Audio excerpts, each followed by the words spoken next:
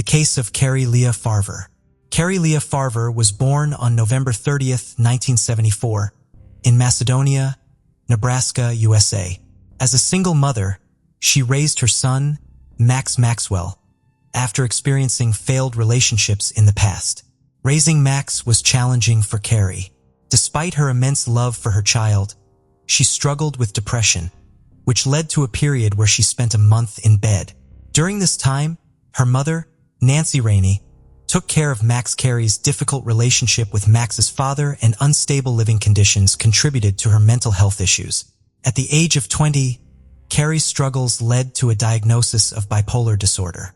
This condition causes extreme mood swings ranging from euphoria, increased productivity, and excessive friendliness to depression, bitterness, and feelings of powerlessness. Although bipolar disorder significantly complicates daily life, Carrie's doctor found an effective treatment for her in the early 2000s. With this treatment, Carrie was able to manage her condition and live a relatively normal life. Whether Carrie wanted to settle her personal life is an open question.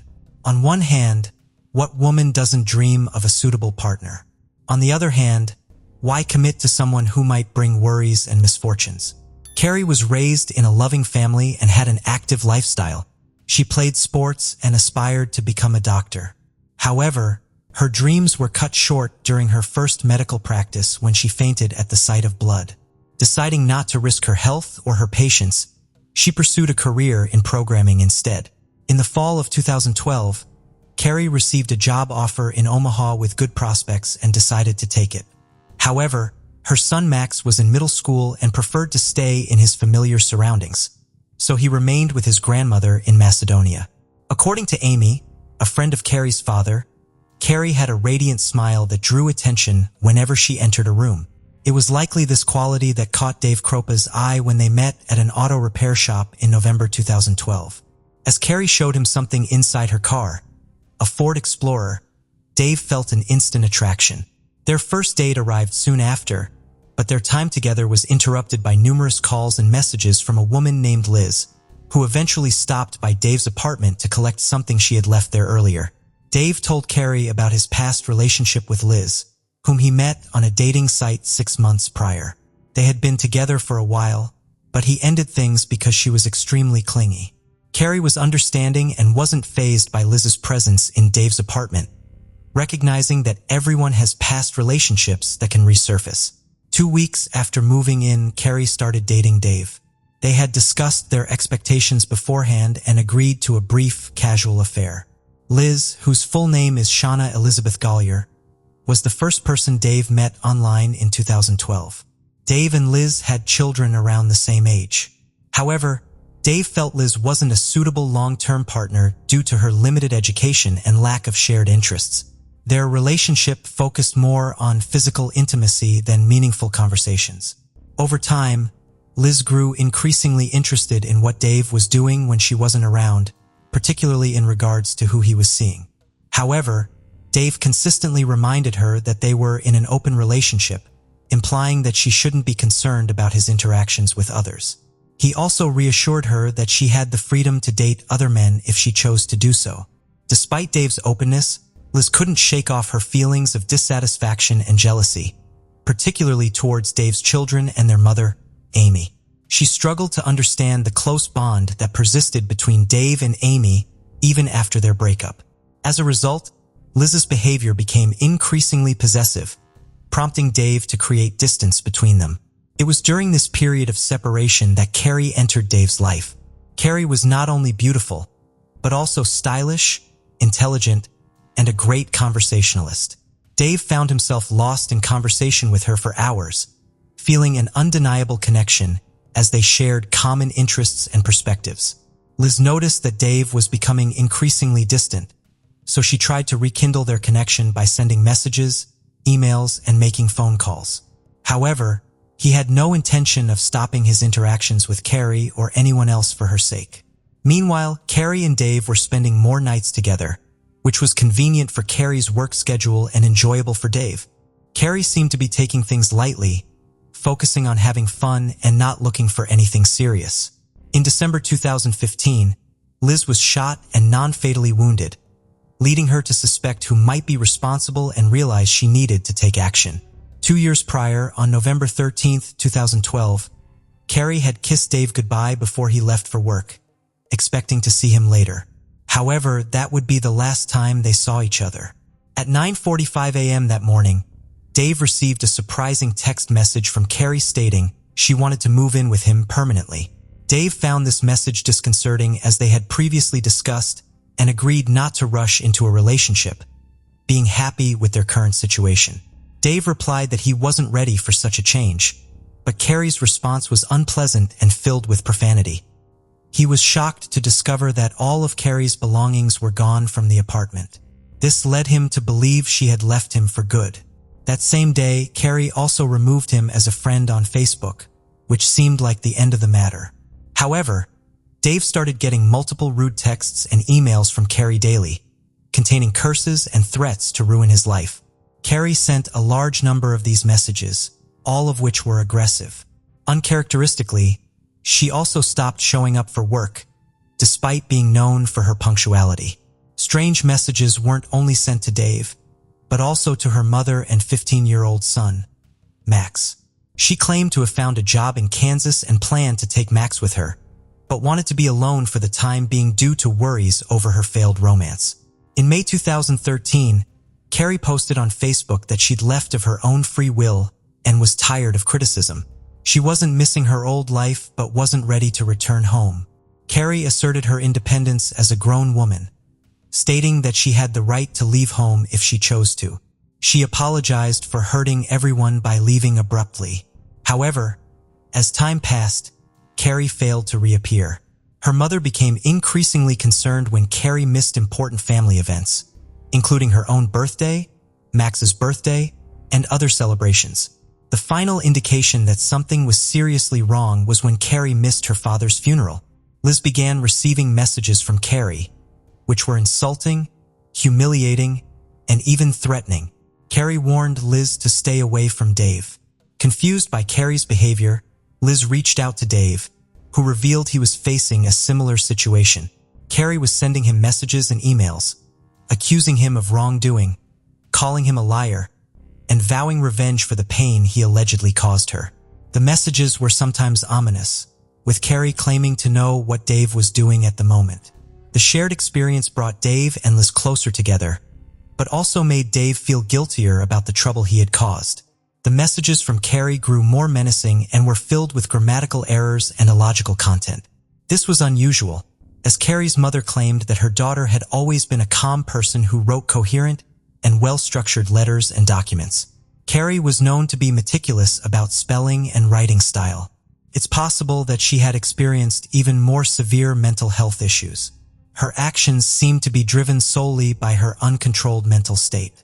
A key indicator of dissociative identity disorder, also known as split personality, is the presence of separate, simultaneous self-consciousness in each ego, each with its own distinct memories, thoughts, behaviors, and inclinations towards specific actions. This might explain Carrie's unusual behavior and altered writing style.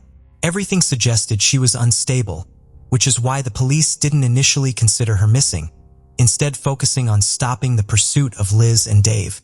They tried to track Carrie's cell phone, but it was unsuccessful due to blocked signals. Meanwhile, Liz and Dave continued to receive hundreds of texts and emails, sometimes simultaneously receiving nasty messages when they were together. Dave and Liz continued dating, but he felt uneasy around her as she became increasingly demanding. Despite claiming to be fine with their no-commitment relationship, Liz's behavior suggested otherwise. Every time Dave tried to end things with Liz, Carrie would start texting him, bonding with him over their shared victimization. This common ground drew Dave and Carrie closer together, causing them to reunite repeatedly. In January 2013, a missing car was surprisingly found in Dave's front yard. However, the fingerprints on the steering wheel didn't match Carrie's, and the car showed no suspicious signs. The police eventually returned the car to Carrie's parents. Carrie continued to message Liz and Dave, escalating her behavior by sending pictures of their children and threatening to harm them unless Dave left Liz alone. As time passed, Carrie's stalking persisted, and Liz's jealousy grew, frustrating Dave. He became exhausted with the events unfolding in his life and eventually found the strength to end his relationship with Liz.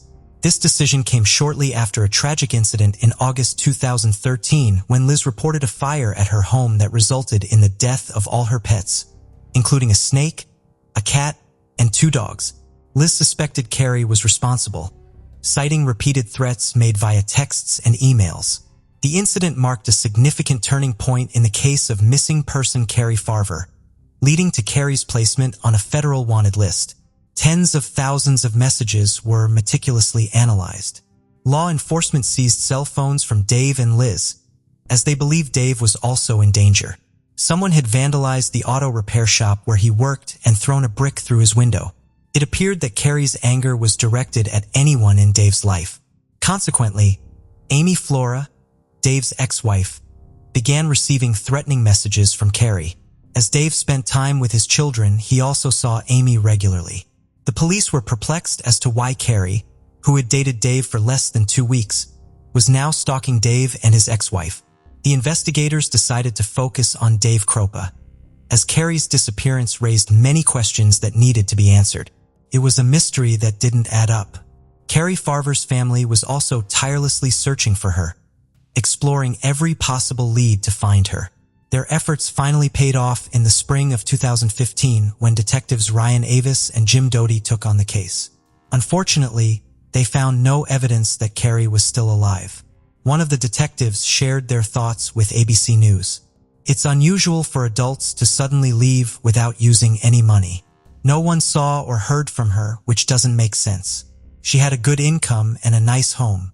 I've come to believe that I have no proof she's alive."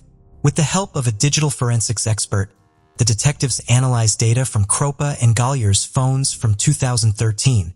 They discovered that Carrie had sent over 50,000 texts and 15,000 emails to Dave in just 3 years. Whoever was impersonating Carrie became increasingly sophisticated, trying to hide their IP address and true identity. Somebody with expertise in computer programs seemed to be behind the strange occurrences. In December 2015, Liz Golier contacted the police again, this time reporting that she had been shot in the leg on her own doorstep. She claimed her attacker was Amy Flora, not Carrie. Coincidentally, Dave was missing a gun that Amy may have had access to.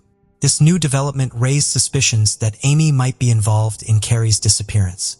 The investigation uncovered a lead that suggested Amy's motive. She may have been seeking revenge against women connected to Dave Kropa. Amy's relationship with Dave had been complicated, and the presence of other women in his life might have prevented them from reuniting. The police promptly questioned Amy, but surprisingly, she had a solid alibi. Multiple witnesses confirmed that she was not at Liz's house when the shooting occurred, so no arrest was made. The investigation became increasingly puzzling. New details emerged from the analysis of Liz's cell phone data. Investigators found fake email addresses using variations of Farver's name and an app used to schedule messages. This discovery shed light on how Liz and Dave received simultaneous messages from Carrie. The investigation led to suspicion of Liz Golier, which intensified when her fingerprint matched those on Carrie's car steering wheel. It was now clear who the culprit was, and the priority was to prevent further harm. To catch Liz off guard, detectives devised a plan to create a fake narrative, pretending to still consider Amy the prime suspect, aiming to prevent Liz from escaping or destroying evidence. Liz fell for the trap. She was thrilled at the opportunity to eliminate another rival who was threatening her relationship with Dave. Soon after, Liz Golier gave the police an email supposedly written by Amy. The email included a confession to kidnapping Carrie, along with specific details about the crime. According to the confession, Carrie had been stabbed in the stomach or chest area before her body was disposed of. The email also revealed information about Carrie's car and home that had not been publicly disclosed. According to an investigative spokeswoman, Liz provided detectives with information that only someone intimately involved in the crime could have known. In doing so, she inadvertently implicated herself in Carrie Farver's murder. The letter made it clear that the crime occurred in a car, prompting authorities to re-examine the victim's vehicle. Upon removing the seat covers and fabric, specialists discovered a blood stain belonging to Carrie Farver. Liz managed to send messages posing as Carrie without arousing suspicion, but it's unclear how.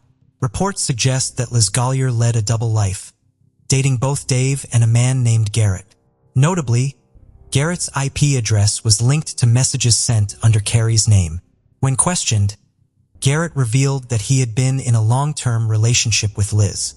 Out of kindness, Garrett invited Liz to move in with him and his children after a fire. However, their relationship became complicated and deteriorated significantly once they started living together. Garrett would often take care of Liz's children while she isolated herself in her room or left the house. Garrett was shocked by what the police told him. It was discovered that Liz spent 40 to 50 hours a week pretending to be a missing woman. Although her room was messy, no significant evidence was found. However, investigators did discover several cell phones and electronic devices in the last place she stayed. In late December 2016, Shauna Liz was charged with first-degree murder. The county prosecutor commented on the complexity of the investigation, stating that most murders are dark, but this crime was particularly bizarre. It would take some convincing to make someone believe it actually happened. Liz's actions, including letting her dog die in a fire she set herself and shooting herself in the thigh, were attempts to deflect suspicion from herself. Liz's attorney, James Martin Davis, believed the case against her was weak, since it was largely based on circumstantial evidence.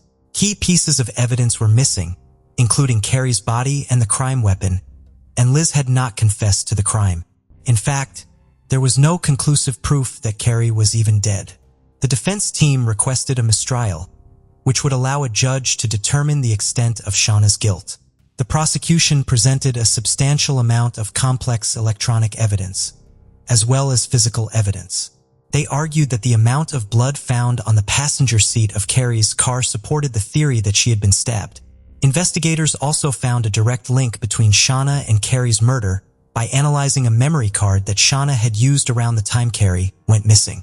The memory card, which was found in a tablet stored at Dave's residence, contained deleted images. It was clear that the foot belonged to a person who had been deceased for several years.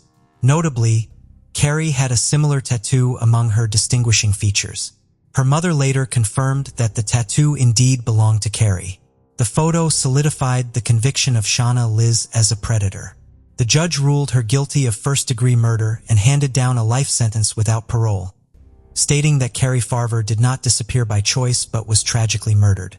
Authorities suspect that Shauna murdered Carrie, allowed her body to decompose, and then burned the remains to eliminate all evidence. Motivated by jealousy, she decided to eliminate her rival. After disposing of Carrie, Shauna took her cell phone and used it to send messages that would make Farver appear unstable and win back Dave's favor. When this plan succeeded, Shauna wanted to eliminate Amy as well, but she became too entangled in her own scheme and ultimately fell into her own trap. Shauna, also known as Liz, was also found guilty of arson for setting fire to her own home in August 2013 and attempting to blame it on Carrie. The fire destroyed the house and killed pets, resulting in an additional 20-year prison sentence. She is currently serving her sentence at the Nebraska Correctional Center for Women, despite maintaining her innocence. Dave revealed that he received thousands of emails and text messages signed by Carrie over the years. However, he claimed that he never noticed Carrie stalking him during their relationship, which contrasts with his experience with Shauna. So what happened to Carrie's son, Maxwell Farver? According to his LinkedIn profile, he followed in his mother's footsteps and became a computer programmer. He graduated from the University of Iowa with a degree in software engineering data science and is now married. Although it's unlikely he's forgotten the past, he may have found some peace with his new family. As for Dave Kropa, he now lives a private life away from the public eye. He doesn't have a public account on any social media platform. This disturbing crime story is a harsh reminder of the complexities and manipulation that can occur in human relationships. It highlights how vulnerable we can be in our own surroundings, unaware of the true nature of those around us. On a cold evening in November 2021, Bobbi-Anne McLeod, a young woman from Plymouth, England, was waiting alone at a bus stop, intending to catch a bus to the city center to meet her friends. Dressed for a night out, She stood by the roadside, unaware of the fate that awaited her. As the minutes ticked by, the expected bus came and went, but Bobbi-Anne was nowhere to be found. Bobbi-Anne McLeod was born in 2003 in Plymouth, a lively coastal town in the southwest of England. She grew up there with her parents, Donna and Adrian McLeod, and her older brother, Lee. The McLeods were a tight-knit family, always making an effort to show each family member their personal worth and importance to the family harmony. Besides the love they shared, the parents instilled strong values in their children like responsibility and respect. This probably explains why there was no competition between the siblings for their parents' affection and attention. This situation helped Bobbi-Anne and Lee forge a real sibling bond without the usual rivalry for the spotlight at home. This doesn't mean they were angels or never fought. They had their typical sibling squabbles, but their affection for each other was clear to those around them. Bobbi-Anne and Lee were lucky to live in Plymouth, a place with a rich history dating back centuries, known for its monumental buildings and stunning seafront that often impress visitors.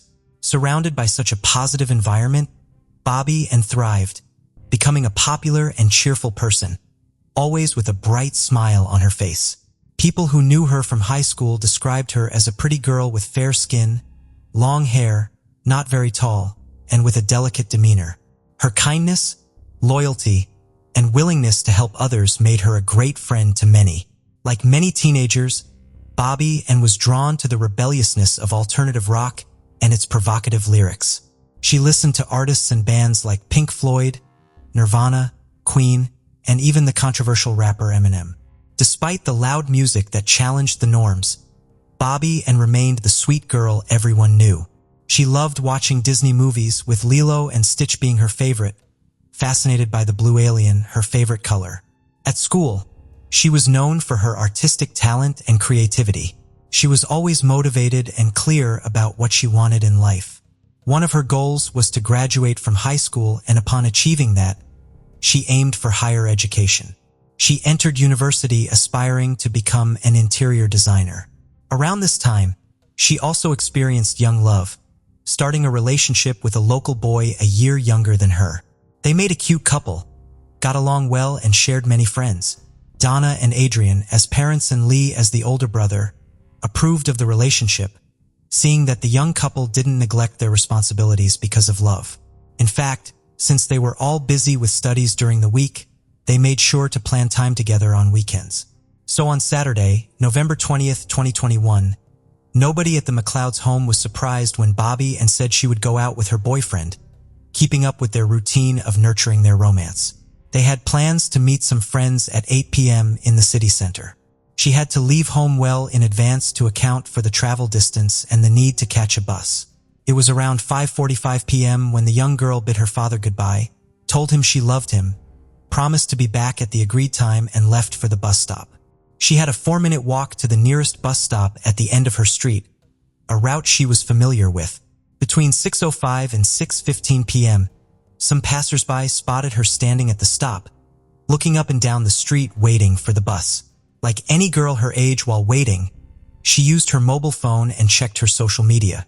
She took a selfie and posted it on her story, mentioning how cold she was feeling. At the same time, Cody Ackland, a promising musician from Plymouth, aged 24, was in the area. Little is known about Cody's early life, other than he was the son of David and Helen Ackland, born in June 1997 in Germany, where his father, a former military man, was stationed. After his parents divorced during his childhood, he lived with his mother in Plymouth, close to the bus stop where Bobbi-Anne was waiting. Although Cody attended the same high school as Bobbi-Anne, their 6-year age difference meant they likely never met there. After school, he worked various jobs, but music was his passion, leading him to become an indie rock band's lead guitarist and songwriter. To those who knew him, he was a nice guy making a name in the local music scene with no history of violence or trouble with the law. However, his bandmates noticed his tendency towards depression and a not-so-cheerful temperament, which was starkly different from his energetic stage persona. Unknown to many, he harbored interests far removed from the music world, and behind his friendly and sometimes melancholic exterior lurked a much darker side. In secret, Cody had developed a bizarre fascination with serial killers from around the world and even kept a list of dangerous individuals he admired. Among his favorites were Joseph James D'Angelo, Andre Chikatilo, Ivan Milat, Fred West, and Tommy Lynn Sells, all notorious for their heinous minds. But topping Cody's dark list was none other than Ted Bundy. This criminal had kidnapped, sexually assaulted, and murdered about 30 women in the 1970s in the United States. After being convicted for the trail of terror he left behind, Bundy was executed in 1989. With his criminal idol in mind, Cody got into his car and, in a twist of fate that would prove deadly for Bobbi-Anne, spotted her at the bus stop. The exact details of how he approached her remain unclear, but it's likely she didn't see him as a threat due to his unassuming appearance. Taking advantage of the secluded spot, Cody struck her on the head with a hammer, the blow causing her to collapse. He tried to flee, but upon reaching his car, he noticed she was trying to get up. He returned to the scene, dragged her to his vehicle, and forcibly placed her inside despite her incapacitated state. In the McLeod family, there was a rule that whoever left home should inform the family upon reaching their destination. This simple act provided peace of mind. That's why when an hour and a half had passed since Bobbi-Anne left and Donna hadn't heard from her daughter, she started to worry. She texted to ask if Bobbi-Anne was okay and if she had reached her meeting spot with her boyfriend. With no reply from Bobbi-Anne and her phone going unanswered, which was out of character, the family grew anxious. By 8 p.m., her boyfriend, who was waiting for her at their planned meetup spot, was surprised by her absence as punctuality was one of Bobbi-Anne's notable traits. As time slowly ticked by without her arrival, he, trying to remain patient, stayed put but eventually gave in to his nerves and began calling her. His worry deepened with each unanswered ring. About an hour later, he called the McLeod residence to ask if Bobbi-Anne was there. This call escalated the family's anxiety as no one knew her whereabouts and all attempts to reach her on her mobile phone had failed. Donna and Adrian couldn't just sit by idly, so they started calling Bobbi-Anne's friends one by one, only to sadly find out that no one knew where she was. Although they hoped nothing bad had happened, deep down they feared the worst. Without further delay, they went to the police and reported her missing. It was after 9 p.m. The next day, November 21st, 2021, the police launched a search operation in the area, joined by the McLeod family, friends, and volunteer neighbors. They also distributed flyers throughout the city, featuring Bobbi-Anne's photo and contact numbers for any sightings. Her disappearance was widely reported on social media and local news outlets. One of the most heartfelt appeals came from her brother, Lee, who pleaded on social media for everyone in Plymouth to help search for his little sister. He urged anyone with any information about Bobbi-Anne to come forward, as he desperately wanted her back home. The police tried to trace the young girl's path from her house to the bus stop, but found nothing noteworthy. Knowing she planned to take a bus to the city center, they inquired with the bus service to see if she had boarded any of their vehicles, but this lead quickly went nowhere. However, during interviews with locals, the police received a crucial tip from a resident who had passed by the bus stop the previous afternoon and seen Bobbi-Anne there around the time she took her last social media photo. This confirmed that she had reached the bus stop and stayed there for some time, giving investigators a starting point. Upon searching the nearby area, officers found a pair of AirPods behind the bus shelter, later confirmed by Donna and Adrian to belong to Bobbi-Anne. The area around the bus stop was cordoned off with yellow tape, and the police conducted a thorough inspection, even getting on their knees to search for any potential evidence. The search extended to all nearby streets. Since Bobbi-Anne never boarded the bus and her AirPods were found close to the bus stop, authorities considered the possibility that she might have been abducted or attacked during a robbery attempt. Believing public involvement was crucial in gathering information to find the missing student, the authorities turned to the media, calling on anyone with even the slightest information related to the case to come forward to the nearest police station. The detective on the case provided a detailed description of the missing teenager. 18 years old, slim build with light brown shoulder-length straight hair and green eyes, wearing ear piercings. He mentioned that according to her family, she was last seen wearing a gray sweater, black ripped jeans, fishnet stockings, and light-colored sneakers. He also directed a message to Bobbi-Anne herself, urging her to contact the police if she heard the appeal. He emphasized that she wasn't in trouble. They just needed to know she was safe. Another task for the investigators was to track her mobile phone, which led them to the city's outskirts, though they couldn't pinpoint the exact location. However, luck struck that same day. A bus driver on the route near the bus stop where Bobbi-Anne vanished handed over her phone to the police. He explained that on November 20th at 7:15 p.m., a local found the phone and an empty AirPods case at the same stop used by Bobbi-Anne. When a bus arrived at 7:23 p.m., the local spoke with the driver and handed over the items, assuming the owner would come looking for them. The next day, after seeing news of Bobbi-Anne's disappearance and her last sighting at that bus stop, the driver decided to give the found items to the police. On November 22nd, the family, police and volunteers continued searching for clues in the fields, forests and roads around Bobbi-Anne's area, but found nothing, growing increasingly desperate. Then on November 23, 2021, at 1:17 p.m., a voluntary witness statement at the police station significantly shifted the investigation's direction. A young, well-dressed and polite man entered the station, offering information about the missing girl, expressing his wish to assist the police and her family. The officer summoned a detective to speak with him. Unaware of the bombshell about to drop, the detective listened as the man claimed he had abducted Bobbi-Anne from the bus stop 3 days prior and had since killed her, providing details of the alleged crime. The police, skeptical of whether to believe his story or dismiss him as a fame-seeking lunatic, placed a map before the self-confessed perpetrator, asking him to pinpoint where he left Bobbi-Anne. While some officers still hoped the interior design student might be alive, they rushed to the indicated location. Sadly, there was no chance of rescuing Bobbi-Anne. The dense underbrush impeded their advance, but as they moved forward, they found a woman's unclothed body lying face down. The state of the scene and the skin's discoloration left no doubt. The woman had died days earlier.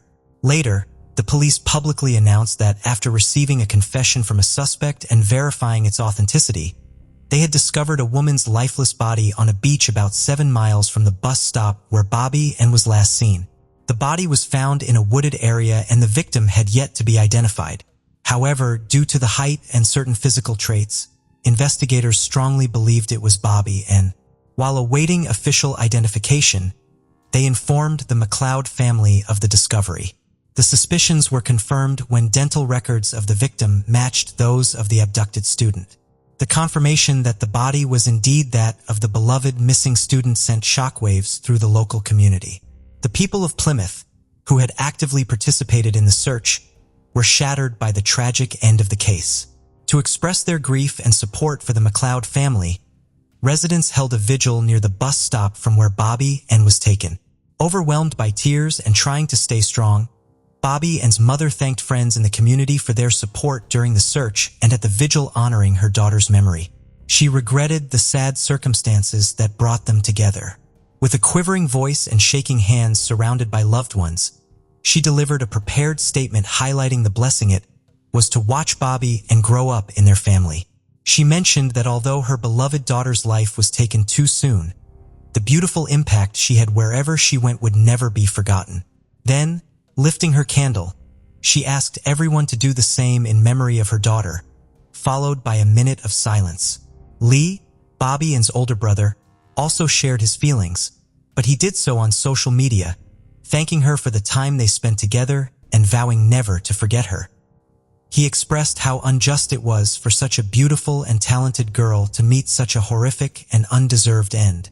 He shared a childhood photo of them smiling and happy in their primary school uniforms. In the message accompanying the photo, Lee wrote that he hoped to reunite with his beloved little sister in heaven and that it was an honor to be her big brother. He promised to forever cherish the adventures and journeys they shared and wished her eternal peace. As the community and those close to Bobbi-Anne were still reeling from the shock of the events, the gruesome details of the crime began to emerge, stirring a mix of grief and anger among them. The forensic report highlighted the severe injuries she sustained from a blunt object, likely a hammer, revealing she had 14 serious wounds to her head and face. Contrasting with the attack's brutality, and despite her body being found unclothed, the forensic expert found no evidence of sexual assault before her death. Media outlets then disclosed the name of the alleged perpetrator of the brutal assault that ended Bobbi and McLeod's life, identifying him as 24-year-old Cody Ackland, a musician from the same town. Following the revelation of the suspect's identity, Cody's lawyer issued a statement on his behalf, claiming full responsibility for the crime. His assertion in the statement that he had never seen the young woman before the night of the incident baffled the public, leaving the motive for such a cruel and unwarranted attack a mystery. For those who knew Cody, this news was a shocking blow, as he had never been in trouble before. However, as the investigation delved into Cody's computer, phone, and other belongings seized along with his car, they uncovered chilling aspects of his life that no one knew. Investigators found over 3,000 images on the supposedly quiet musician's phone, revealing a sinister side unknown to all. Many of these images resembled scenes from horror movies due to their disturbing and dark nature. His browsing history also showed that in the days and weeks leading up to the young woman's abduction, Cody had been researching the most heinous acts committed by serial criminals, as well as remote locations and potential weapons. In the hours before the young girl's abduction, Cody visited the website of an online sports store browsing through baseball bats and waterproof clothing. For the investigators, the unfolding evidence seemed almost unbelievable, as Cody had been a complete unknown to them before he walked into the station with his horrific confession. He had appeared so normal that he had never attracted police attention or been involved in any trouble before. The investigators theorized that on the day of the crime, Cody succumbed to his secret desire to emulate the serial killers he idolized, leading him to commit a serious offense. They believed Bobbi-Anne was simply in the wrong place at the wrong time, her life tragically ending due to a stranger's urge to act on his dark criminal instincts. They speculated that if Bobbi-Anne hadn't crossed his path, Cody might have targeted anyone else, regardless of age or gender, with his sole intent being to take a life, not necessarily to commit sexual assault. In the midst of the turmoil caused by the crime and its disturbing details, the band Cody was part of, which had recorded its first disc in August of the same year, announced on social media their decision to disband immediately. They stated that ending the band, for which Cody was the guitarist and songwriter, was an act of respect for the deceased teenager. They expressed shock over the tragedy and difficulty in coming to terms with what had happened, extending their thoughts and prayers to the family and friends of the university student who were devastated by her loss. Finally, on November 26, 2021, Cody appeared before the court charged with murder. In the brief hearing, he was seen wearing a gray cotton sweater and a blue mask adhering to the ongoing COVID-19 pandemic health measures.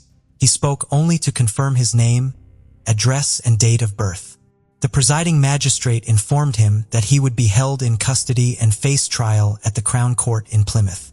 Cody was scheduled to appear at the court for a preliminary hearing to address all matters related to the case before proceeding to the actual trial. It was during the pre-trial hearings that the full extent of the horror unleashed on the day Bobbi-Anne and Cody's paths tragically crossed was revealed. Bobbi-Anne arrived at the bus shelter around 6:15 p.m. At that time, Cody, driving his Ford Fiesta, spotted her at the stop. He noted a slight resemblance between Bobbi-Anne and his ex-girlfriend, but he clarified that his actions were not triggered by emotional reasons or the resemblance. Instead, he had been seeking a victim to fulfill his long-standing plans.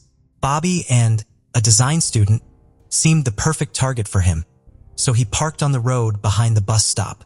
After stopping, he watched not only her, but also the surroundings to ensure no one else was around.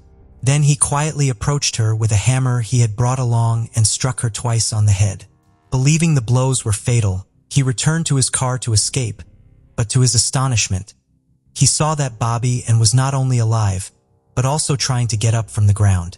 Faced with this unforeseen situation, Cody went back to the bus stop, dragged her away, and somehow managed to get her into his vehicle. He then drove her to a secluded parking area about 7 miles away. It was around 7:45 p.m. when he stopped in the midst of a wooded area, intending to dispose of the body there. What had already occurred to the innocent young woman was tragic enough, but the worst was yet to unfold. The most painful and chilling part of the story began at this point.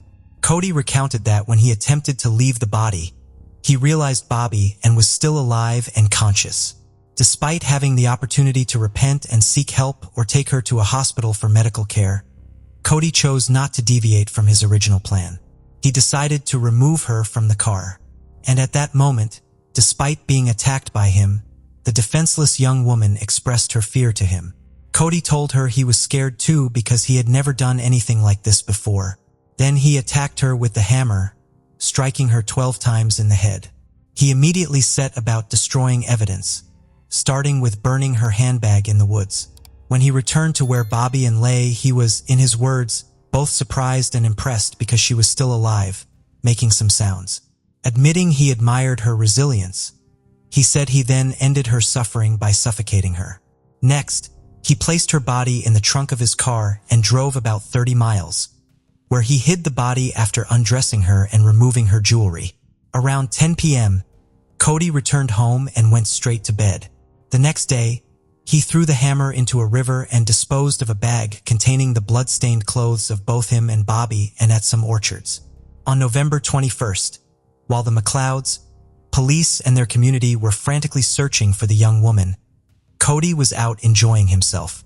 He went to a pizzeria with friends, attended a band rehearsal, and spent most of the night in a local bar.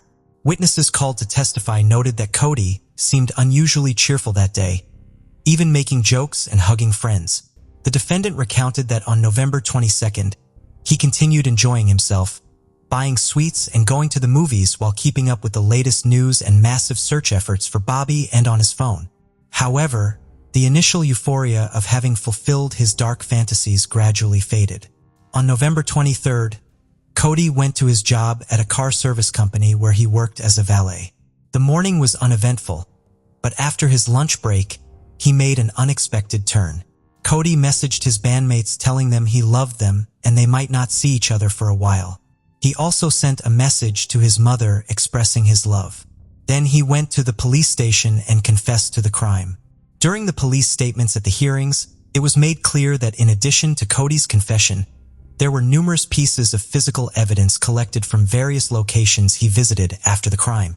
Investigators found the victim's DNA in Cody's Ford Fiesta and on sneakers recovered at his house. As for the motive behind the crime, the detective who led the investigation noted that the suspected perpetrator refused to elaborate on his reasons. Despite attempts to get answers, Cody consistently avoided questions about why he took Bobbi-Anne's life. He recalled that after surrendering, Cody told the police that the crime hadn't been on his mind, as it felt as surreal as a movie or fantasy. He later admitted he couldn't fully grasp his feelings about having taken someone's life, suggesting it felt like someone else had committed the act. Concerning Cody's mental state, a psychiatrist evaluating his fitness to stand trial uncovered a significant detail. The accused confessed to the specialist that the depressive feelings he had experienced throughout his life vanished after he killed the university student, and he no longer felt the same level of resentment as before. With all the case-related evidence presented during the pretrial hearings, the trial proceeded in a Crown Court between April and May 2022. In the courtroom, Cody's lawyer acknowledged that while psychiatrists found his client did not have a mental illness, he had endured significant emotional difficulties throughout his life. He mentioned that Cody was diagnosed with attention deficit hyperactivity disorder, dyslexia, and anxiety from an early age, and had battled depression for at least 7 years. He also pointed out that Cody had received little consolation or emotional support at home and found none during his school years. Regarding a father figure or other male role models, he stated that Cody had never experienced anything positive, which in his view explained Cody's admiration for negative male figures. In contrast, the prosecution pointed out Cody's obsession with serial killers, particularly Ted Bundy, noting the deliberate choice of a hammer as a weapon, mirroring the preference of his top-ranked criminal idol. During the sentencing hearing, the judge characterized Cody as highly dangerous, emphasizing that his interest in serial killers extended beyond morbid fascination. He highlighted the loss of Bobbi-Anne McLeod's potential life, describing her murder as brutal and savage, and stated that the crime not only caused outrage, but also instilled fear across the region, for which Cody must also bear responsibility. The prosecutor depicted Cody as leading a double life, driven by a pathological desire to emulate serial killers. He called for a severe sentence for the prolonged and frenzied attack against a petite, defenseless young woman who expressed fear during her ordeal. The prosecution presented a victim impact statement from the McLeod family, portraying Bobbi-Anne as a beautiful and bright young woman full of future plans, brutally stolen from them. They expressed that life without her was unbearable, and while acknowledging no sentence could match the severity of the crime, demanded the full extent of legal retribution.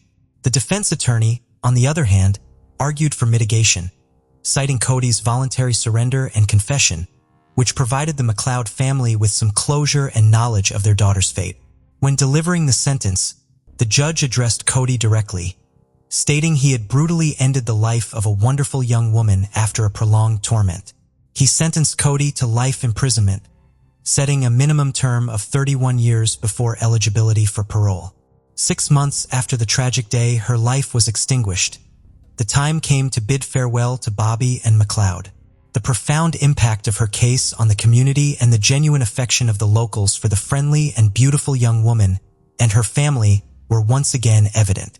On May 26, 2022, the day of the interior design student's funeral, hundreds lined the streets of Plymouth to pay tribute as the procession passed through the city center.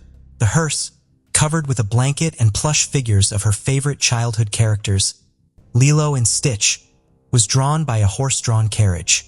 At the funeral, Bobbi-Anne's favorite music, alternative rock, played, and many attendees wore band t-shirts and black jeans as a nod to the beloved young woman. Out of respect, they avoided wearing ripped jeans, the fashion she donned on the day she was attacked. One of the most touching moments was when people left flowers and balloons at a memorial bench near the bus stop, where the attack and abduction occurred. Cody's obsession with one of the most notorious serial killers of the 20th century led him to commit the unthinkable. His crime shattered a family and community still mourning the loss of the delightful young woman he killed. Case of Anna Repkina. Anna Alexeyeva Repkina, a charming and outgoing woman from Chelyabinsk, Russia, hailed from a good family. With a strong work ethic, passion for travel, rock music and cats, she owned several. Anna was a vibrant individual. She loved capturing life's precious moments through photography and valued romantic relationships deeply. Her ultimate goal was to find true love, settle down, have children and build a happy family. Anna's remarkable sense of humor made her a delight to be around, something her friends and acquaintances often highlighted. However, her life took a dramatic turn in 2016, when a high school sweetheart of 7 years ended their relationship, leaving her devastated. Despite this heartbreak, Anna refused to give up on her dreams. She took the initiative to try online dating, determined to find her ideal partner. On a Russian dating site, she came across a promising match who seemed to possess all the qualities she was looking for. Met a charming young man named William Hargrove, a 26-year-old from Oregon who worked as a bouncer and mechanic. What drew her to him was his fascination with Russian culture, but more importantly, his adoration for her. William consistently showed kindness to Anna, often complimenting her and making an effort to be present for her whenever she needed him. Despite the physical distance between them, those who knew him described William as a charismatic and passionate person with a great sense of humor who inspired those around him to chase their dreams. As they developed their online relationship over several months, their bond grew stronger. They seemed perfectly suited for each other, sharing similar tastes in music and a love for live performances, as well as a similar sense of humor. Friends who knew them noted that Anna and William complemented each other beautifully. William's caring nature was evident in his thoughtful gestures, such as sending Anna flowers despite being separated by oceans. Anna and William's online chemistry was undeniable, but they wanted to confirm their connection in person. So in December 2016, they decided to take their relationship to the next level. Anna booked a flight to Oregon to spend the Christmas holidays with William. However, she initially made a mistake and booked a ticket to Portland, Maine instead of Portland, Oregon. Before realizing the error, she had already flown to Maine, but she was determined to make it work. After fixing her flight issues, Anna finally arrived in Oregon. William picked her up from the airport and they spent the next 10 days together. He took her on sightseeing trips, and they enjoyed activities like visiting the seaside, playing in the snow, and cuddling by the fire. William also introduced her to his friends, and they celebrated New Year's Eve together, sharing a romantic kiss at midnight. It was the perfect Christmas experience for Anna. After a whirlwind 10-day visit, William popped the question to Anna using his grandmother's emerald ring, and she happily accepted. However, what Anna didn't know was that William was leading a double life. During their time together, he had also been secretly seeing his 33-year-old landlady, Michelle Chavez, behind her back. William rented a room in Michelle's house, and it seemed he also held a special place in her heart. Michelle was married with 2 children, but this didn't deter her romantic involvement with William. Their affair had been ongoing for over a year when Anna, William's girlfriend, visited Michelle's home. Unbeknownst to Anna, she was meeting her rival, as Michelle was her boyfriend's landlady. Michelle showed understanding when William brought Anna to her home, perhaps thinking William would never leave her or believing Anna was insignificant, much like her own husband. Whatever the reason, Michelle didn't expose their secret. It wasn't until Michelle discovered the engagement ring that her husband's stance on the situation became clear to everyone involved. Meanwhile, returned to Russia, unaware of the drama she had left behind. After posting a photo of her engagement ring on Facebook, the social media algorithm brought the post to Michelle's attention. Michelle's anger wasn't solely due to William's engagement to another woman. Michelle planned to leave her husband to be with William, and as a symbol of her commitment, took off her wedding ring and gave it to him. However, she soon discovered that the ring was identical to the engagement ring William had given to Anna. It turned out that William had given Anna Michelle's own wedding ring, which had been recycled. Michelle confronted William about this, and he tried to calm her down, insisting that Anna meant nothing to him and promising to break off their engagement on March 1, 2017. Meanwhile, had packed her bags, including her wedding dress, and had quit her job, ready to start a new life with William in another part of the world. Michelle was unhappy about this development. Anna's mother, Yelena, also had reservations about her daughter's hasty decision. She was unsure about William, whom Anna barely knew, and thought she was rushing into things. Anna, however, was convinced that she was in love and saw no reason to wait. Yelena finally released Michelle from her grasp. Michelle, realizing Anna's visit was not a social call, grew angry. She demanded that William find another place to live, refusing to let the engaged couple stay under her roof. William complied, renting an apartment for himself and Anna. However, he continued to secretly see Michelle, sneaking out to visit her and reassuring her of his commitment to her, downplaying Anna's importance. Michelle became increasingly worried about William's growing relationship with Anna, so she took action. She contacted Anna on Facebook, revealing everything about her and William's ongoing affair. Anna reported the conversation to William, but he dismissed it as Michelle's jealousy. Anna believed him, and the couple decided to ignore Michelle's warnings and focus on their future together. They set a wedding date for March 23rd and planned a beachside ceremony. Anna wore the wedding dress she had brought from Russia, and they headed to the beach. However, the officiant failed to show up. After waiting for what felt like an eternity, they returned home. They planned to try to get married again in April. On that same day, surveillance footage captured the couple buying food at a McDonald's drive-thru. Anna sat in the passenger seat, still wearing her wedding dress. William had told her that the officiant was sick, but that was a lie. Despite claiming he didn't love Anna, William had kept her convinced that he wasn't invested in their relationship. However, had grown tired of William's manipulation. On April 15th, Michelle gave William an ultimatum: choose between her and Anna. Michelle made it clear that if Anna wasn't gone by April 20th, she would take drastic action, build a snowman, a sinister phrase meaning to kill someone, and hide their body in a snowy area where it would never be found. After issuing her threat, Michelle lost contact with William and assumed he had chosen Anna over her. She left him voicemails to express her feelings. On Sunday, April 16th, William phoned Michelle to share the news that he was single again, having just ended his tumultuous relationship with Anna, who was now headed back to Russia.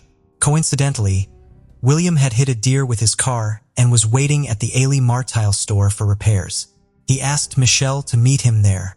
As it was Easter Sunday, Michelle was attending a family gathering, but she excused herself to join William. When she arrived, they reconnected by having an intimate moment in William's car, reaffirming their strong connection. On April 17th, Anna's body was discovered in the forest. Initially, investigators didn't know her identity, as there was no identification found with her body, and she had only been in the state for about a month.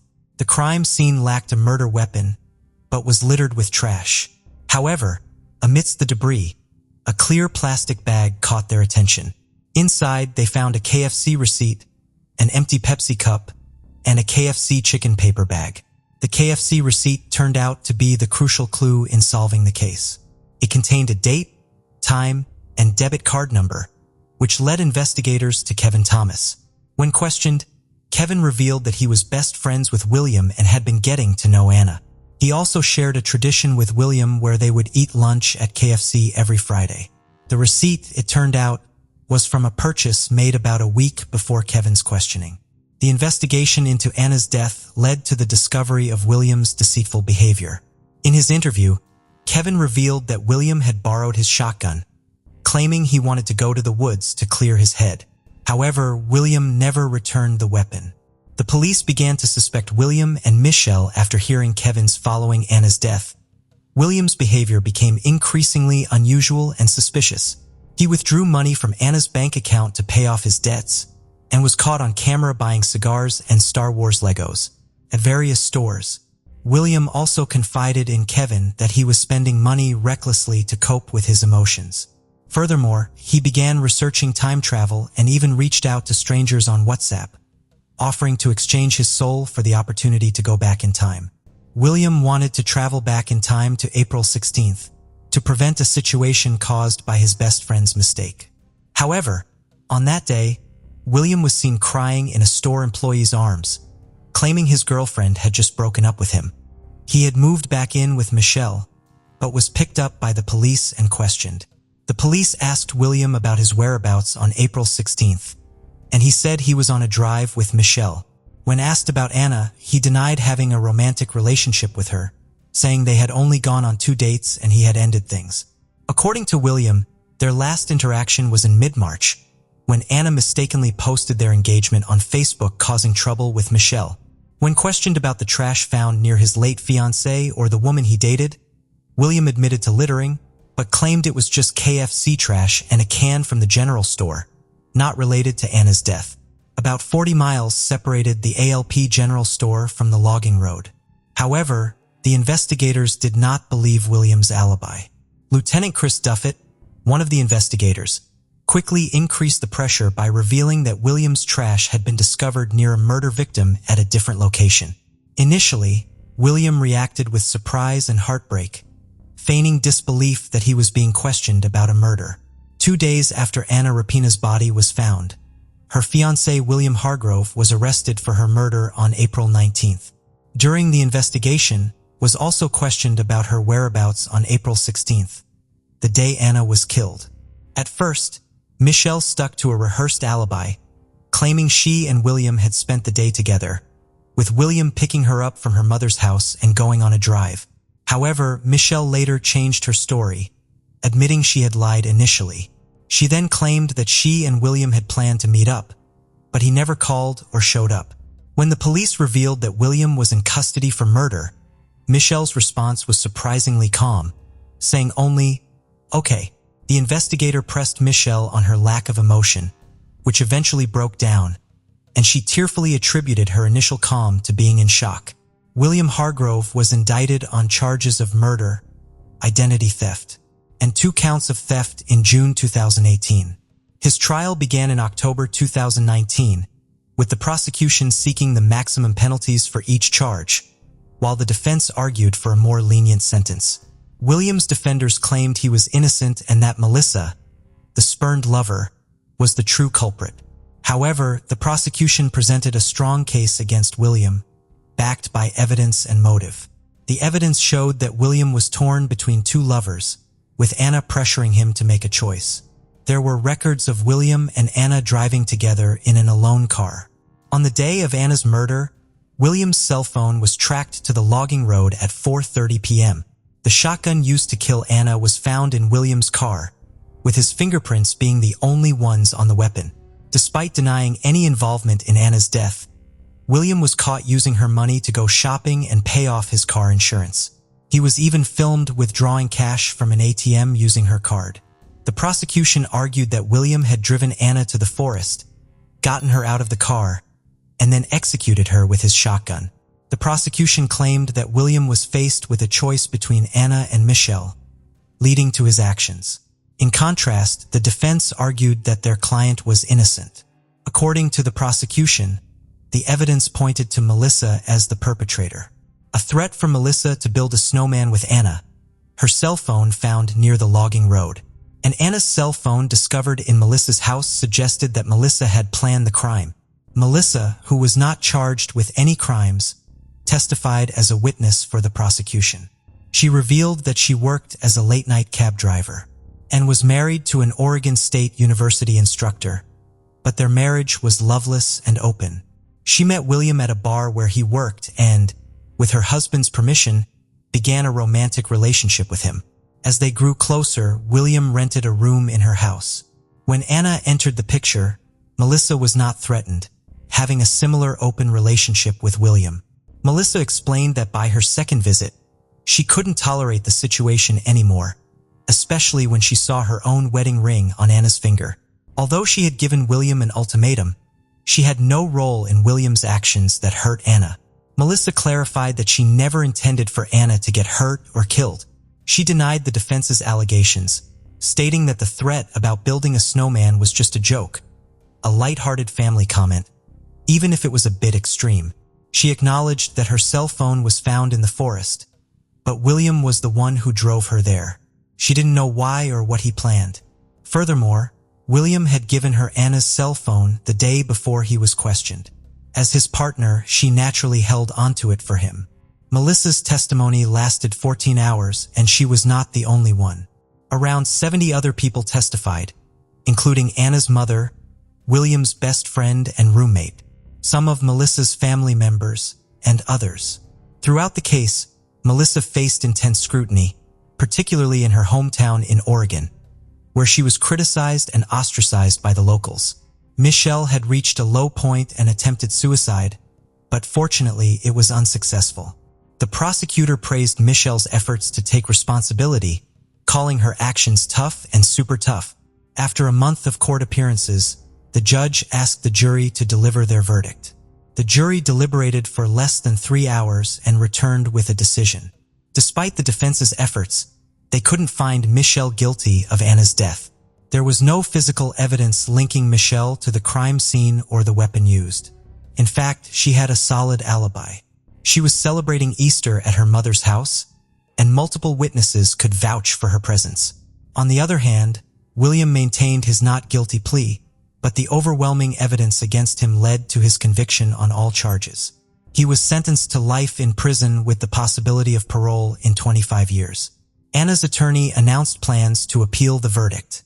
Notably, the jurors developed a strong connection with each other during the trial. After the trial, they visited the logging trail, where Anna's life was tragically cut short, to pay their respects to her memory. Anna will be remembered as a courageous young woman who left her home in Russia to build a new life in the United States. Anna was a loving person who openly shared her love with others. She was cherished by many during her lifetime, and her memory will continue to be loved and honored. The prosecutor, Amy Matsuko, stated, "The sadness and ordeal for Micaela Ortega's family began on April 23, 2016. On that day, the 12-year-old girl left her house. Lured by a criminal who had deceived her by hiding behind a fake Facebook profile, she never returned. After the mandatory missing person report was filed, multiple searches and operations were conducted to find her, all with the same result, negative. The case quickly grabbed media attention. As days went by, the anguish grew. A month had passed, and the search continued aimlessly until the most unexpected thing happened. Micaela Ortega was born on August 4, 2003, in Bahia Blanca, a port city in the southwest of Buenos Aires province, Argentina. She was the beloved daughter of Monica and Claudio Ortega, who had previously welcomed Brian, her older brother. Micaela, affectionately known as Mika by her loved ones, brought immense joy to Monica and Claudio. She was the apple of her father's eye, and to her, he was like a hero. As it happens sometimes, Claudio and Monica decided to part ways, but they remained on friendly terms, ensuring that the kids always had their father's support and presence. While attending school, Micaela struck up a friendship with Ornella, the daughter of Guadalupe Albacete. Their bond solidified after a school trip. As they prepared for high school, a significant transition, both friends still viewed the world with the innocence of childhood. Micaela dreamt of becoming a veterinarian or a special education teacher, showing a deep love for animals and children with disabilities. She also had a natural ability to serve others, a trait that became evident when Ornella had to use a wheelchair after an operation. Micaela was always eager to help, bringing joy to challenging situations, often with jokes and laughter. She did everything with enthusiasm and was very expressive. However, as she approached her teens, Monica noticed changes in Micaela's personality.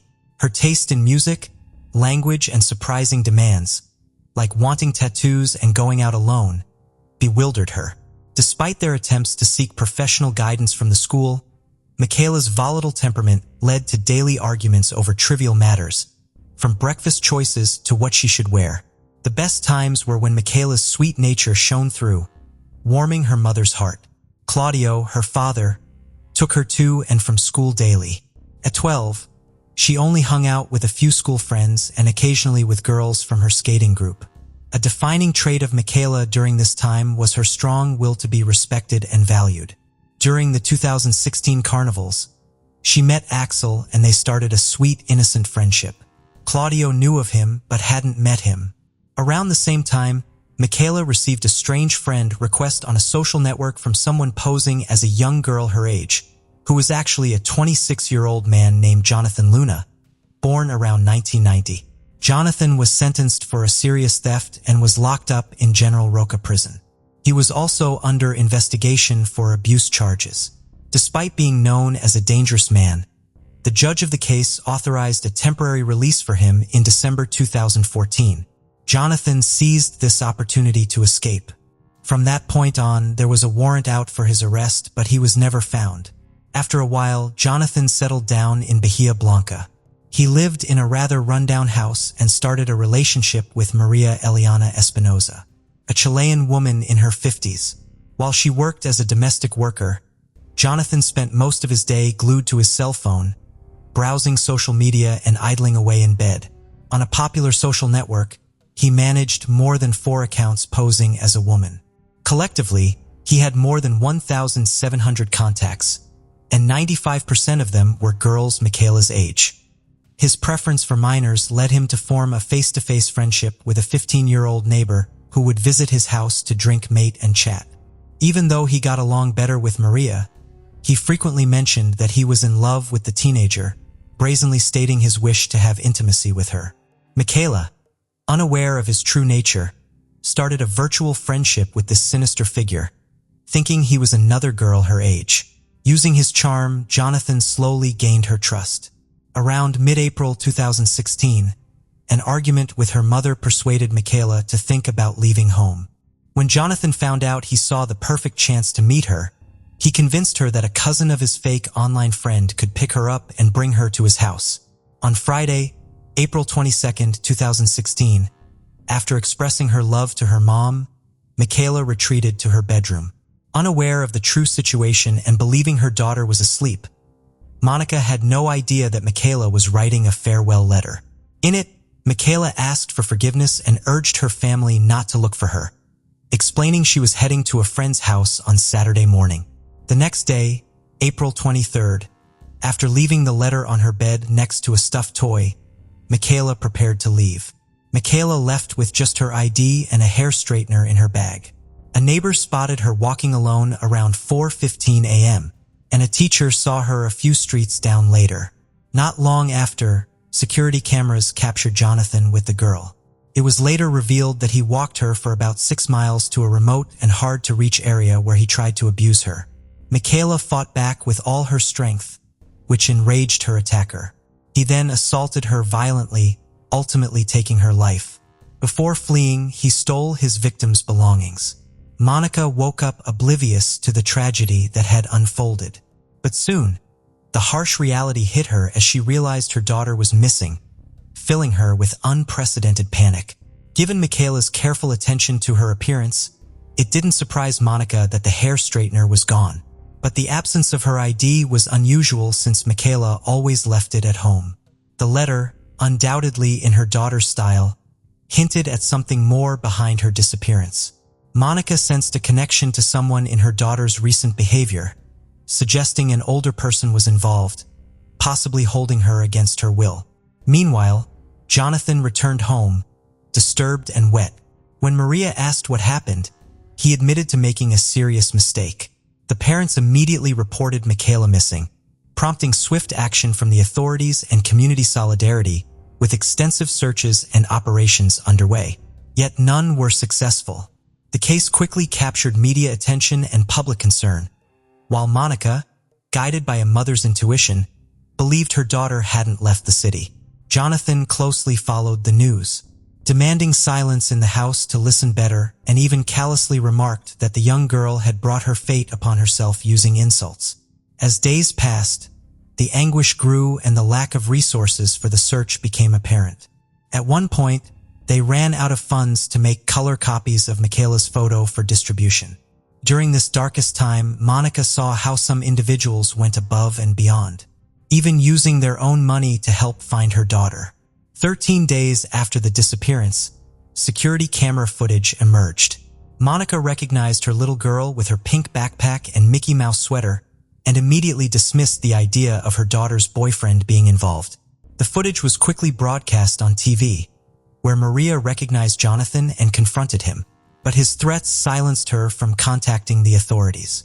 In the same month, Micaela's mother received a call from a young girl pretending to be her daughter, claiming she was sick and needed money sent to her, promising to return home if she complied.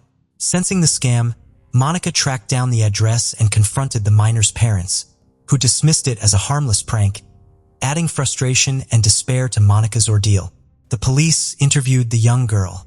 Meanwhile, Micaela's mother tirelessly scoured her daughter's social media profiles, convinced that tracing her contacts and conversations was the key to finding her. But all efforts seemed fruitless. Jonathan tried to sell the hair straightener he had stolen from Micaela to a 15-year-old neighbor. As the search remained directionless a month later, Micaela's community and loved ones organized a candlelit march, praying for her safe return. Soon after, a woman advised Monica to seek help from a renowned dog handler specializing in search and rescue missions. Feeling this was the right approach, Monica planned to travel nearly 200 miles where he worked with the local police. By the 3rd week of May, Monica decided to make the journey and request the dog handler's assistance. He, along with 2 colleagues and a bloodhound named Duke, joined the search. Their advanced techniques allowed them to track people after significant time had passed. Around the same time, crucial information was provided by the National Center for Missing and Exploited Children, a US-based non-profit organization combating sexual crimes against children and child exploitation. This led to the discovery of Jonathan's contact with Micaela and his criminal background. The dog handler and his dog examined Micaela's room, using a recently used Band-Aid and hair from her comb to get a scent trace, carefully preserved for the search. The bloodhound followed the trail from her house, leading to a bus stop captured on the first surveillance camera.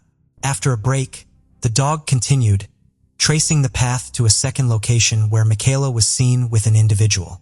This marked a significant moment for the team as Duke covered about 3 miles following the scent, and after resting, proceeded towards a railway area. As night began to fall, the search team decided to pause their efforts, planning to resume the next day. Meanwhile, investigators cross-referenced data and approached Maria, who willingly provided crucial information. This led to a search warrant for her home. The news that the key suspect in the disappearance lived locally angered neighbors who attempted to set the house on fire. though it wasn't completely destroyed. Inside the house, police found the hair straightener, cell phones, and other items belonging to Micaela, which the search dog confirmed. Jonathan was arrested when he realized there was no escape and that the evidence against him was overwhelming. He confessed to the crime and revealed where he had hidden the body. On May 28, 2016, law enforcement, family members, the dog handler, and his dog, Duke, headed towards the indicated area, close to the train tracks. Duke led them about 10 kilometers, passing through abandoned train cars and waterlogged areas, and then into a field, reaching a bushy, grassy area near a gas company. Here, Duke indicated a specific spot. Despite some initial confusion due to Duke's erratic movements, including crossing barbed wire fences, the dog eventually led them to a very steep area and became very excited. The team followed, and there they discovered Micaela's lifeless body.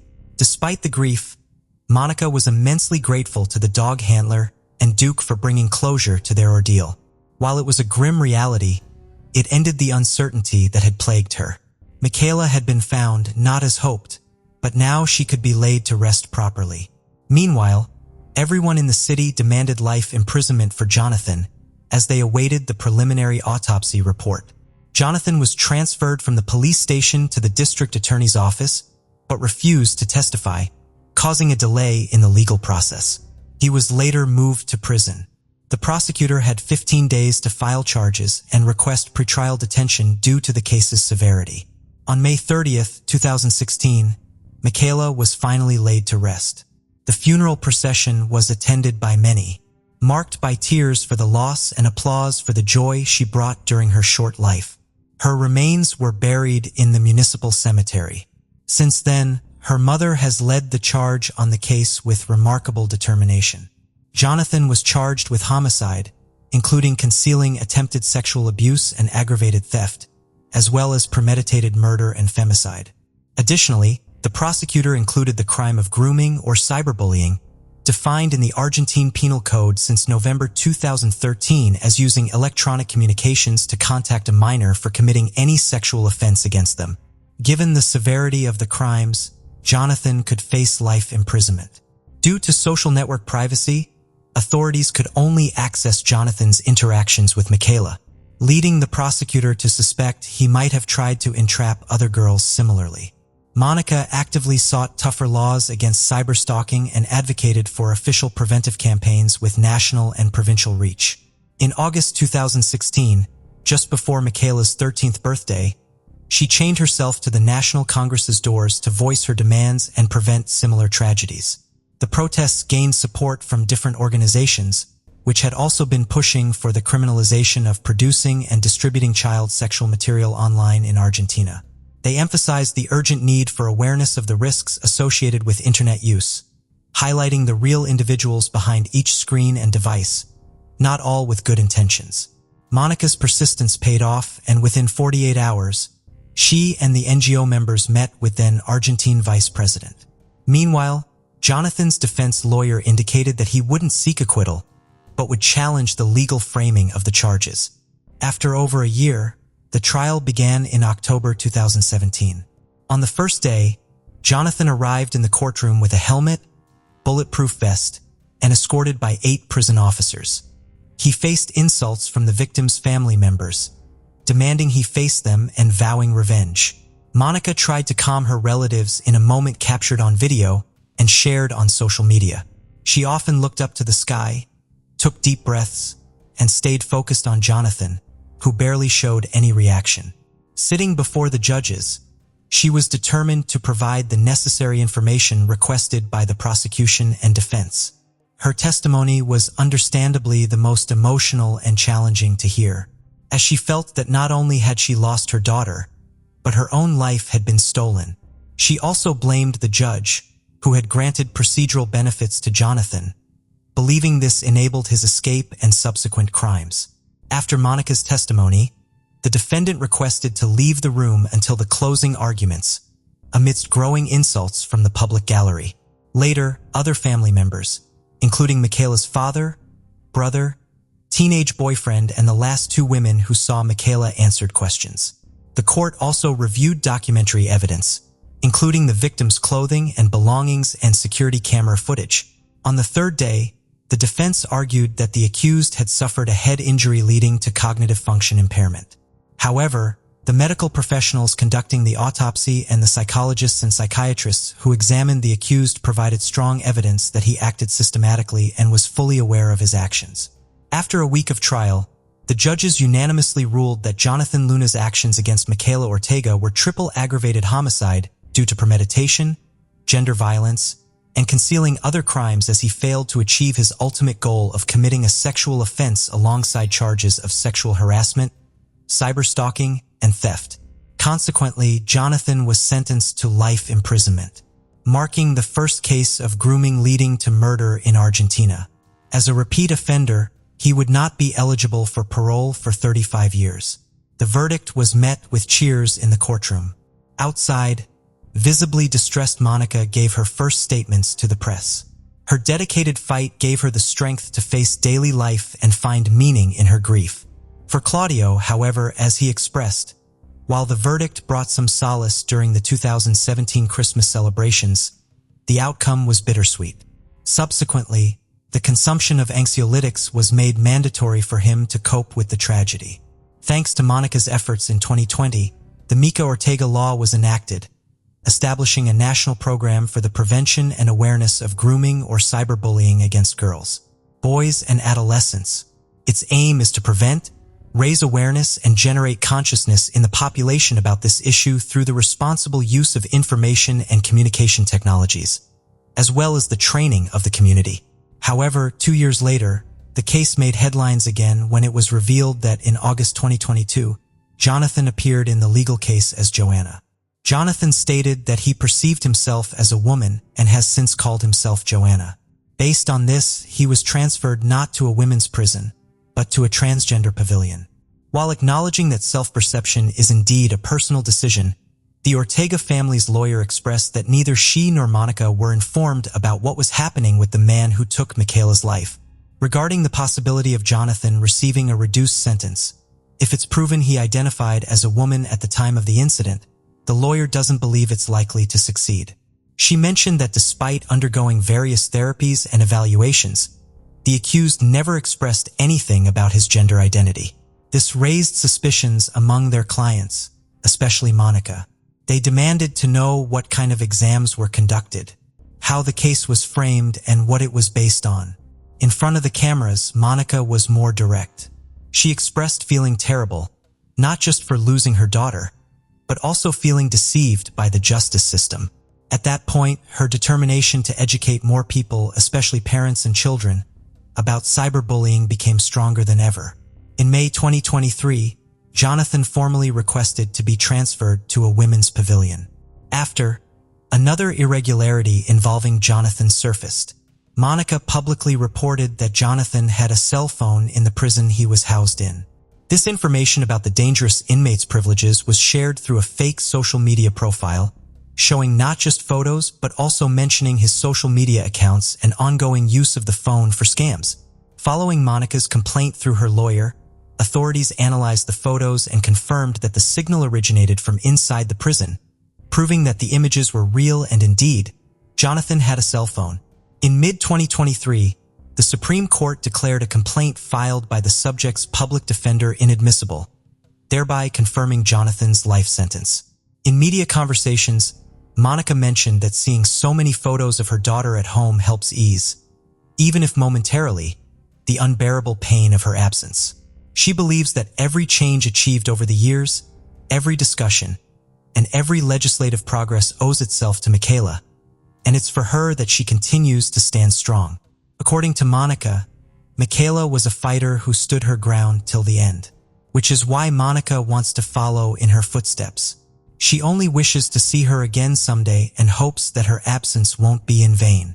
Until that moment comes, she's convinced that behind a star, her daughter is watching over her.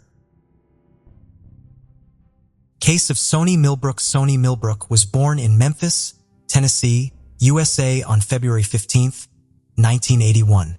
She grew up in a close-knit family with 2 sisters, 3 brothers, and a large extended family, which allowed her to form a strong bond with her cousin Jenny during her teenage years. In 1998, at the age of 17, Sony became a popular student at her high school. The same year, she met Lelth Moody, a man in his 20s, and began a romantic relationship with him. Unfortunately, the relationship turned out to be abusive, and Eltha's violent behavior left visible marks on Sony's body. Despite this, they had 4 children together, 3 girls and a boy named after Elth. A year later, in 1999, Sony's mother noticed a bruise on her chest. Sony confessed that the bruise was caused by her friend, Leith, who was controlling and often tried to isolate her from her friends and family.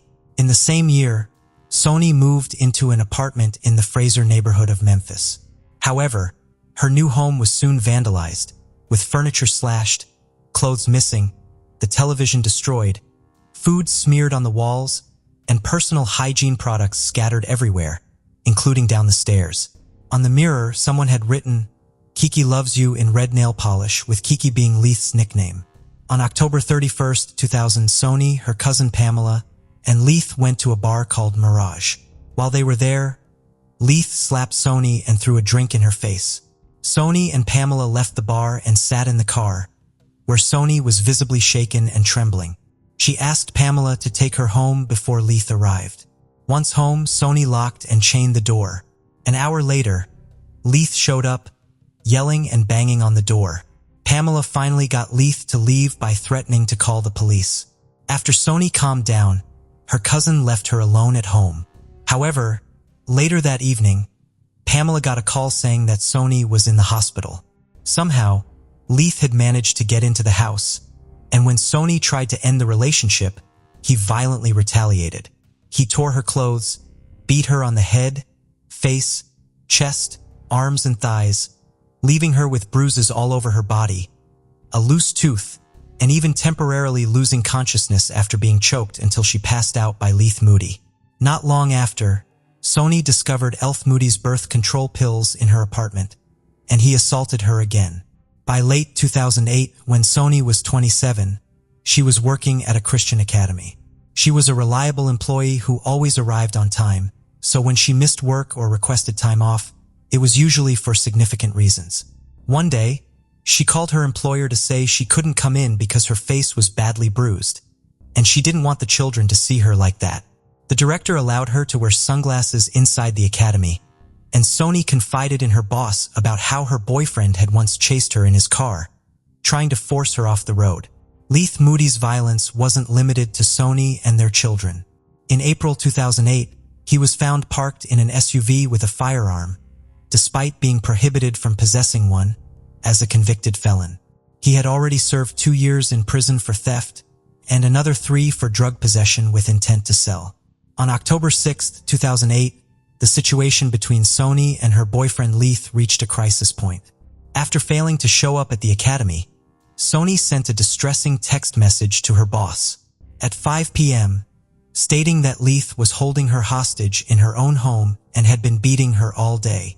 She provided her address, prompting her boss to alert the police. 2 officers responded to the call and arrived at the residence. When they knocked on the door, it was locked from the inside, and there was no response. The fire department was called to break down the door, and upon entering the apartment, the officers saw Leith jumping out of an open window. At the back of the apartment, Sony stood in the hallway, visibly distraught and unable to speak. Her 4 children were with her, creating a heart-wrenching scene. Her face and neck were covered in bruises and scratches. Once she calmed down, Sony recounted the events that had unfolded. She and Leith had started arguing, and he had refused to let her leave the house. Sony explained that they had not answered the door earlier, because Leith had forbidden her or the children from approaching it or the windows. He had even hurt one of their children by grabbing him and had prevented her from taking him to the hospital. Sony detailed the physical and verbal abuse she had suffered at Leith's hands, including being choked with a baby blanket until she lost consciousness.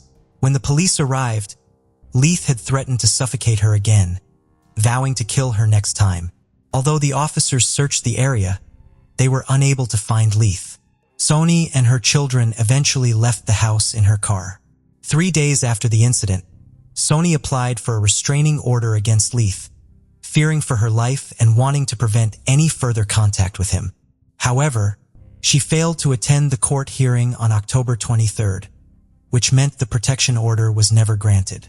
6 months later, on March 10, 2009, Sony and Leith were still in contact. On that day, Leith was supposed to pick up the children for a doctor's appointment, but instead, he started a fight with Sony, accusing her of having a new boyfriend. The argument quickly escalated, with Leith slapping her, pulling her hair, and yelling death threats as she tried to escape. Sony managed to break free and ran out of the apartment, with Leith chasing after her. He didn't catch her, but instead grabbed their youngest child, an infant, and drove off at high speed. A police patrol, responding to the domestic disturbance, arrived just as Leith was fleeing. The officers attempted to stop him, but he evaded them and escaped. By early 2010, Sony, then 28 years old, was studying at Southeast Tennessee Community College. Her 5th child was 9 weeks old and in fragile health, requiring her to stay home and care for him. In January, Sony and their children moved into the Budget Lodge Motel in Memphis. On the very day they moved in, their arguments were so loud that the motel staff intervened, as they were disturbing other guests. Unfortunately, peace remained elusive, as their fights continued to disturb the neighbors and the management with excessive noise. On January 22nd, a hotel security guard witnessed Leith in a highly agitated state when he arrived at high speed in Sony's car. He began shouting at her while she stood on the second-floor balcony with their children. During the heated argument, Leith threw a bag of groceries at her. The security guard intervened, telling Leith that he needed to keep the noise down and refrain from throwing objects, and that the argument should be continued inside their room. However, Leith responded by telling the guard to mind his own business, locked the car and walked away, with the guard following him to a third-floor room that was not registered under anyone's name. When the guard asked Leith to hand over any hotel keys he had, Leith surprisingly produced keys to 3 different rooms. Despite not being registered as a guest, the following day Leith, Sony, and their children moved to room 222. That evening, the night manager asked Leith to leave, which he did, but he soon returned. The confrontations persisted for a few more days until the same security guard, who had repeatedly warned them, finally asked Leith to vacate the property permanently. As Leith went to the parking lot, the receptionist attempted to calm him down, and the guard warned him not to return that night. Leith got into the car and drove away. On January 26th, Sony privately shared with Pamela that a lot was going on in her life and that she was currently staying at a motel. She hinted that she had something important to confide in Pamela and promised to get in touch if she ended up leaving the motel or if her boyfriend did. The next day began like any other, with Sony taking her younger kids to daycare and dropping off her oldest at school around 11 a.m. However, things took a turn when the housekeeping manager knocked on Sony's door, speaking to her through the window, to inform her that they needed to settle their bill or leave the hotel room. He returned several times that day, looking for a response. At around 2:30 p.m., Leith answered the door, telling the manager that his mother would be back soon with the money they owed. But when the hotel security guard checked room 222, he found it empty, with children's clothes, bags, and various items scattered all over the floor. One of the beds was neatly made, which seemed out of place given the state of the room. Later that day, Sony failed to pick up her eldest daughter from school, which was unusual. The school secretary called Christine, the child's maternal grandmother, to come and get her. Christine tried calling Sony, but there was no answer. Growing worried, she discovered that her other grandchildren were still at daycare. Convinced something was wrong, Christine asked her husband to pick up the younger kids while she went to the school. They eventually contacted the police, who arrived at the house around 10:30 p.m. and filed a missing persons report. On January 28th, the housekeeping manager re-entered room 222, which was now vacant, to collect and label the personal belongings that the previous tenants had left behind, apparently to avoid paying their bill. The room contained piles of clothing and a large trash bag, which were both taken to the storage area. After emptying the room, It was thoroughly cleaned and readied for new guests. The following day, on January 29th, James and Rhonda Sargent moved into room 222. Upon moving in, the new tenants immediately noticed a strong, unpleasant odor in the room. They attempted to mask it by burning incense, but this effort was unsuccessful. During their search for the source of the smell, they discovered that the previous tenants had also tried to hide it, as evidenced by the scented tissues they found stuck in the tiles and ceiling vents. The smell was most pronounced when someone sat on the bed. On January 29th, the Memphis Police Department's Missing Persons Unit visited the hotel to ask about Sony's whereabouts, as it was the last place she was seen. However, the officers did not search room 222. Leith was found on February 2nd at around 7 p.m. in Sony's car, which was parked at a shopping center. He was arrested for stealing the vehicle and held in police custody for 48 hours.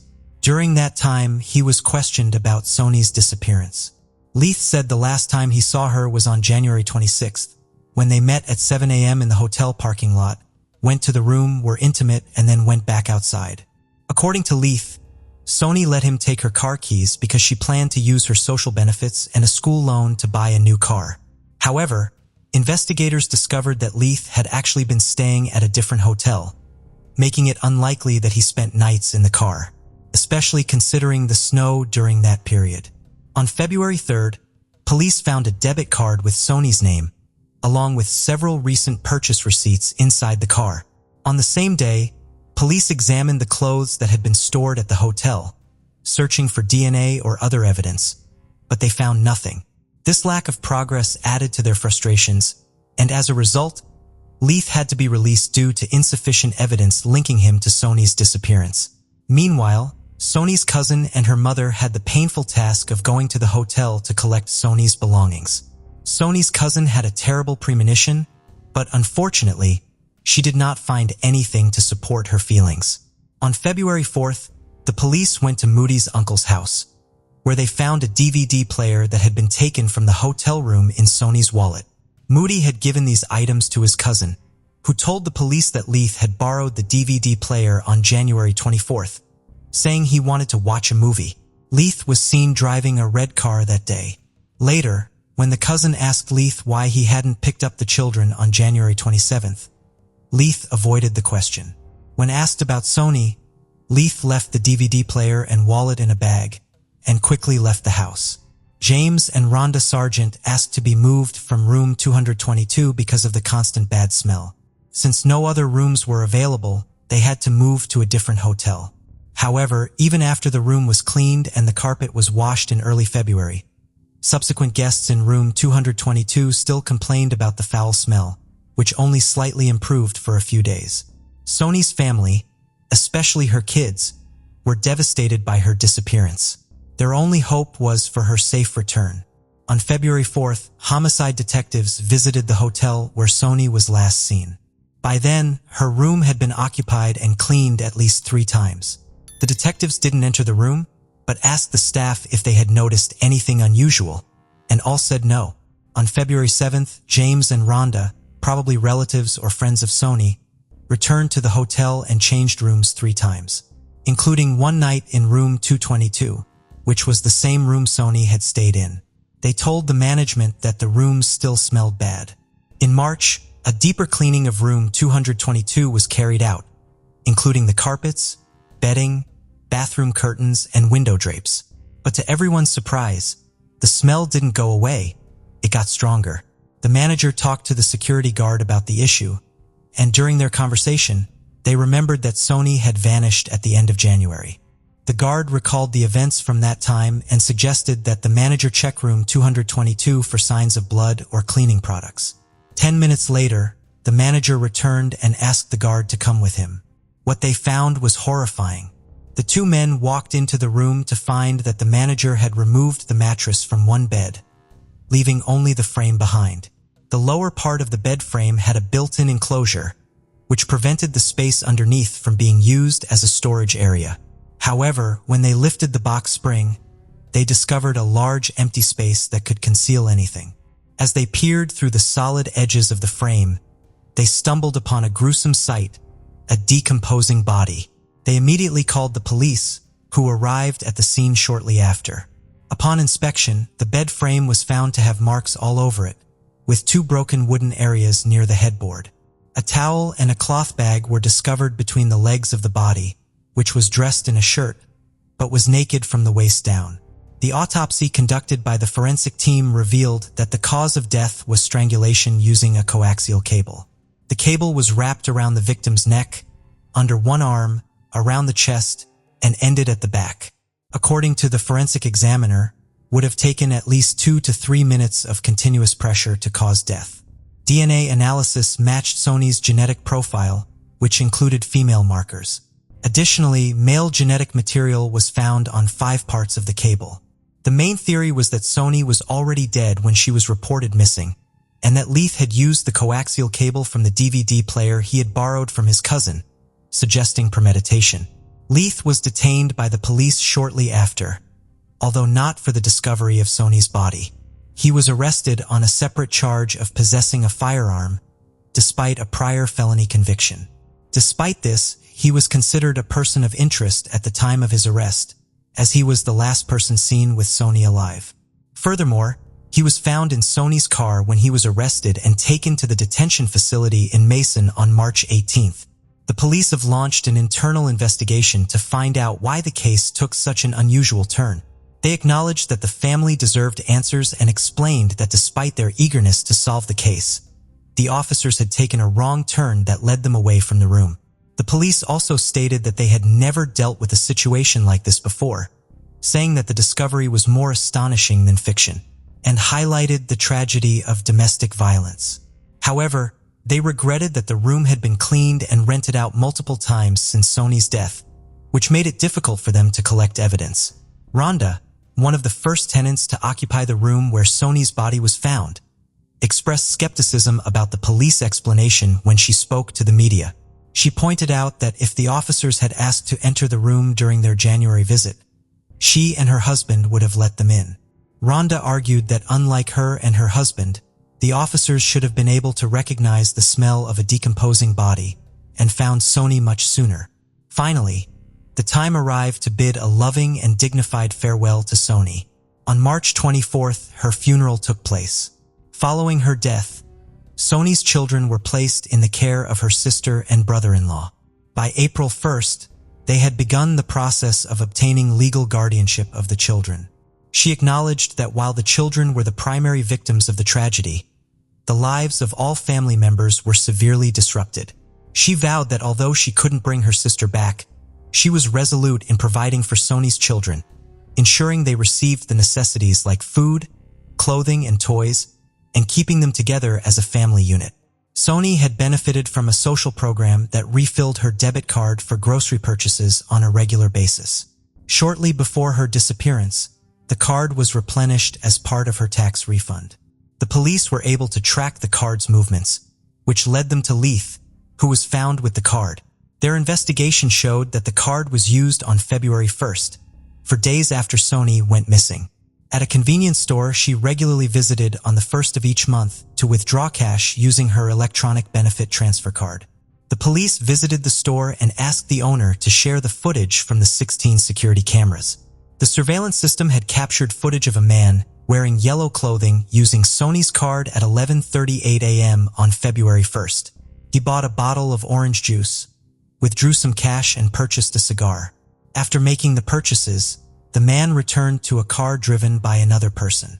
In February 2014, nearly 4.5 years after the crime, Leith's trial finally began. By this time, the Budget Lodge hotel where the couple had stayed had closed down. Leith maintained his innocence, while the prosecutor described the events as a tragic and ugly culmination of a tumultuous relationship. In contrast, the defense attorney highlighted the lack of concrete evidence, including witnesses and physical proof, and disputed the prosecution's speculations. The defense attorney brought to attention a crucial piece of evidence, a fingerprint found on the bed frame that did not belong to Leith, suggesting the possibility of an alternate perpetrator. He also mentioned that Sony had been involved with other men in the past, which could have led to her murder. The attorney emphasized that Leith had no prior arrests for domestic violence against Sony. Furthermore, He revealed that Sony had moved back in with Leith due to a rat infestation at a relative's house where she was previously staying. On February 6th, a video was shown in court which captured Leith using a prepaid Sony card just 4 days after the murder. While the defense team suggested that Leith's calm behavior during the transaction suggested he was innocent, the prosecution saw it as a sign of a cold-blooded and ruthless individual who was unbothered by the crime he had allegedly committed. On February 7th, 2014, Leith was found guilty of first-degree murder and was sentenced to life in prison. 3 days later, on February 10th, Leith appealed the sentence, arguing that the court had made an error by considering his past history of domestic violence, and that the evidence presented was insufficient. However, on July 7, 2015, the Tennessee Court of Criminal Appeals upheld the conviction, confirming the sentence. Isa Bell Reynolds was born April 4, 2010 to Trista Reynolds and Justin DiPietro.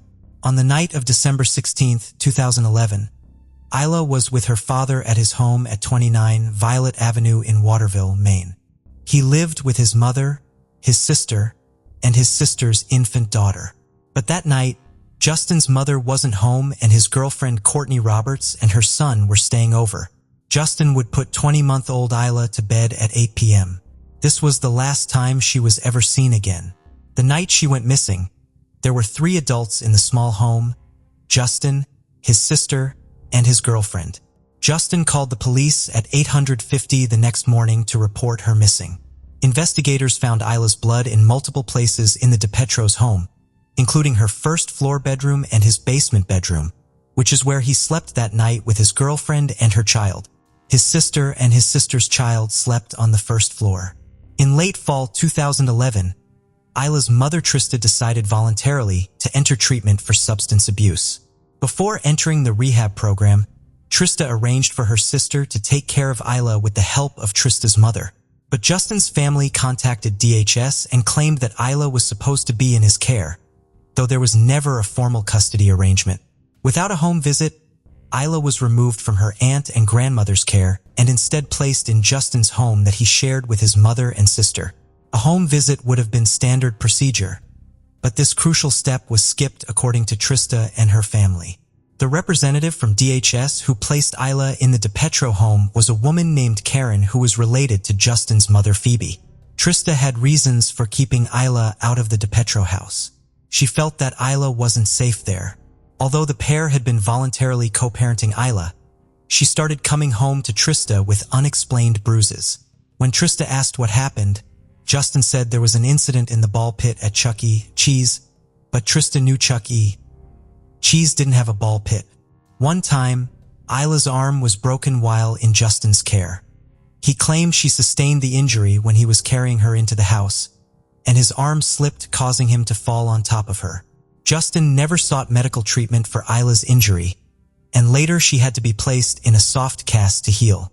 Knowing her daughter was in Justin's home, Trista checked herself out of the treatment program and tried to get Isa back, but the DiPietro family refused.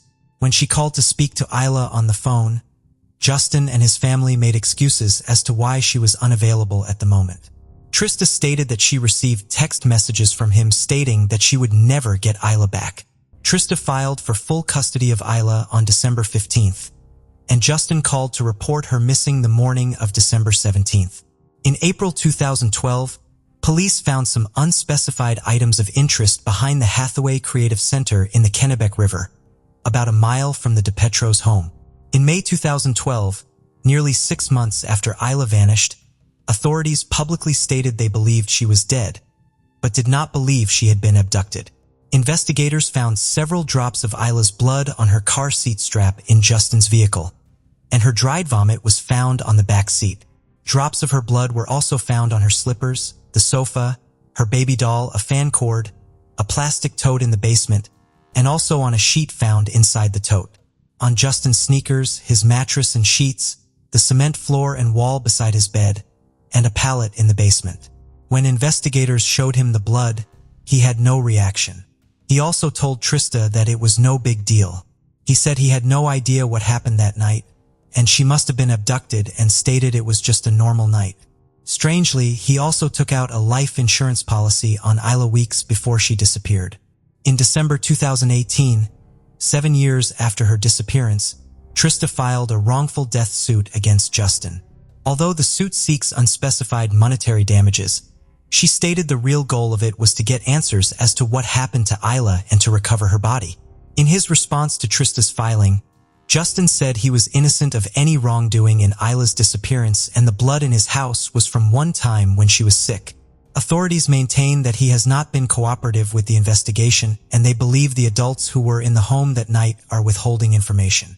Surprisingly, no one has been named as a suspect in Isla's disappearance, and she remains missing and her case remains unsolved.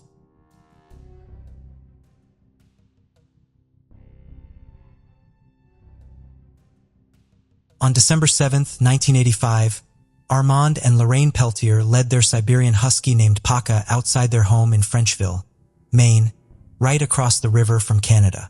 At some point in the early morning hours, a woman delivered a full-term baby girl on a gravel pit access road near the intersection of US Route 1 and Peltier Avenue in Frenchville and then drove or was driven away, leaving the infant behind as temperatures were well below zero. Mr. Peltier said that not long after letting their dog out, she came back and kept pounding at the door's window to get back in. He said he went to go look and could not believe what he saw. He would say he thought it was a rag doll at first, but then he realized it was actually a newborn baby. Mrs. Peltier remembers a cute little girl with reddish blonde hair that they were later told weighed 6 pounds, 8 ounces. The baby had very recently died and still had the umbilical cord attached, although police did not know if the baby was born alive. When authorities arrived on the scene, they found a large amount of blood, placenta, and boot prints. An autopsy was performed and the cause of death was listed as exposure. It was 30 degrees below zero the night before and officials said she could not have lived more than 30 minutes in that temperature. The Peltiers believed the cries of the infant or its scent led Paka right to her and said Paka carried her so carefully by her head right to our back steps. In 1985, investigators told the Peltiers that any wounds caused by Paka in no way contributed to the baby's death. Sheriff James Midori said there were some wounds in her head, but they were completely superficial and he noted the dog did nothing to hurt the little baby. An officer at the scene said a vehicle must have driven in because of the tracks found in the snow. He also said there was frozen blood found in the snow along with footprints and near those were the dog tracks. He said he turned and followed the dog's tracks right to the house where it had dropped the baby by the door. The gravel pit was not far off the road, and so the baby must have been abandoned in the middle of the night, or as the officer noted, the person would have been in plain view. The vehicle was determined to be small in size, and the mother of the baby was suspected to be from Canada. The media were telling people to be on the lookout for people shopping for items that could be used to control heavy bleeding. Police questioned a couple who had been spotted in a local department store around the time of the incident. The woman reportedly had blood on her pants and was acting distressed. Police immediately released a composite sketch of the couple to the media. The couple were Canadian and came forward and explained that she had gotten her period and were quickly ruled out as the suspects. Other than a description of a small car based on tire tracks found at the scene, police have very little evidence and the trail went cold. The Peltier said they could never have children and would have loved to adopt the baby Jane Doe if she had survived. They were very saddened that the mother had left the baby in the snow instead of leaving her on their doorstep. The Peltiers moved to Bangor in the summer of 1986 and Paka lived to be 12 years old before dying of cancer in 1987. This baby is known in the Doe network and Namas as the Rustock County baby Jane Doe, but no composite sketch of the baby exists. The case remains open and is still under investigation and as of today remains unsolved.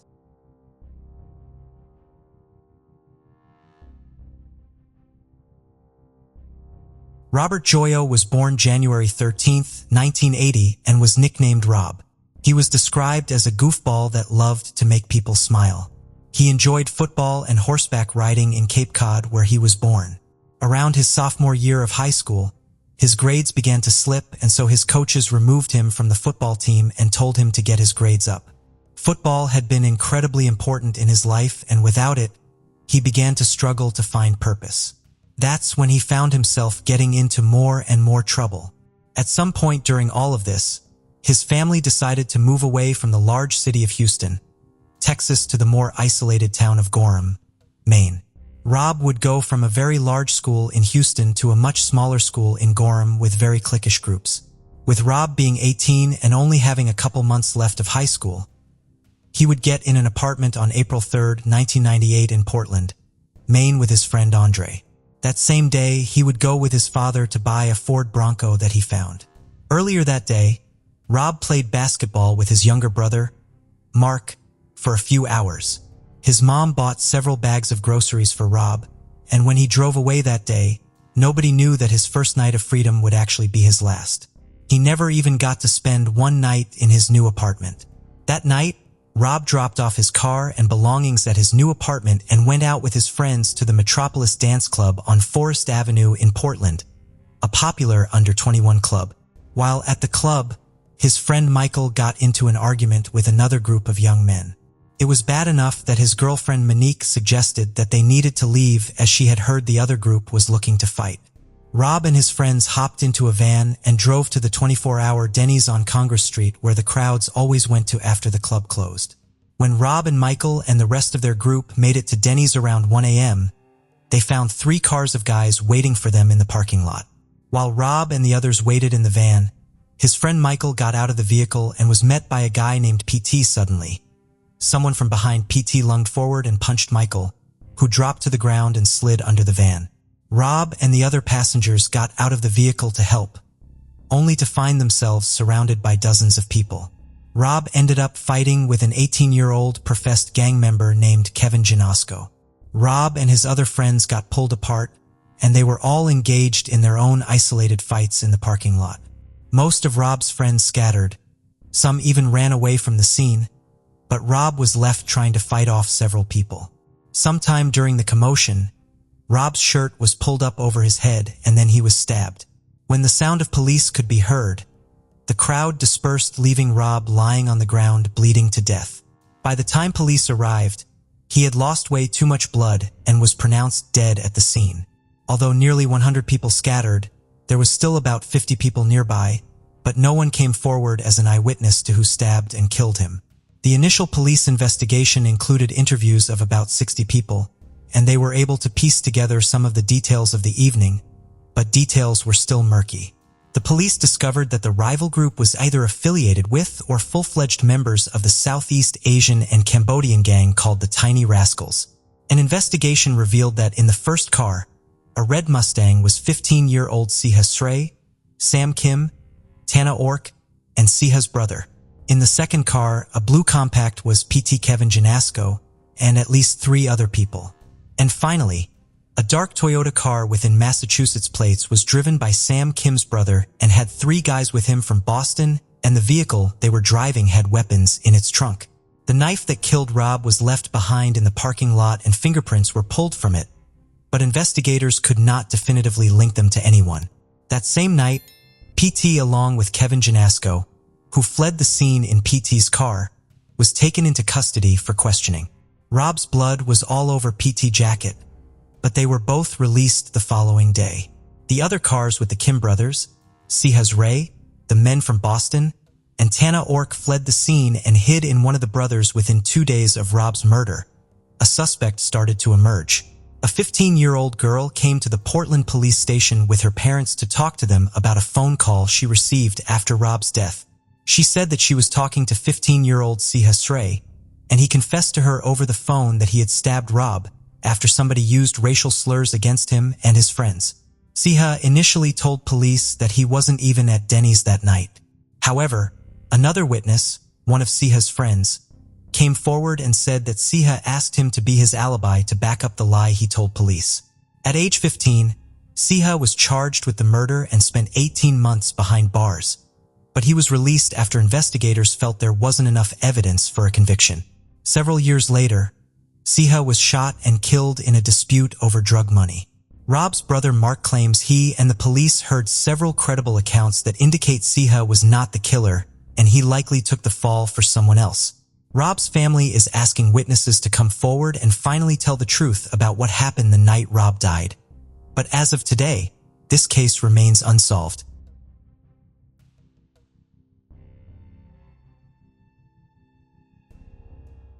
Thank you for joining us on this journey into the depths of unsolved mysteries. Cold cases not only challenge our understanding of the past, but also ignite our curiosity and determination for answers. Remember to subscribe to stay updated on our latest investigations. And if you have any information regarding the cases we've covered, don't hesitate to reach out. Together, we can shed light on the shadows of the past and bring closure to those who seek it. Until next time, stay vigilant, stay curious, and never stop seeking the truth.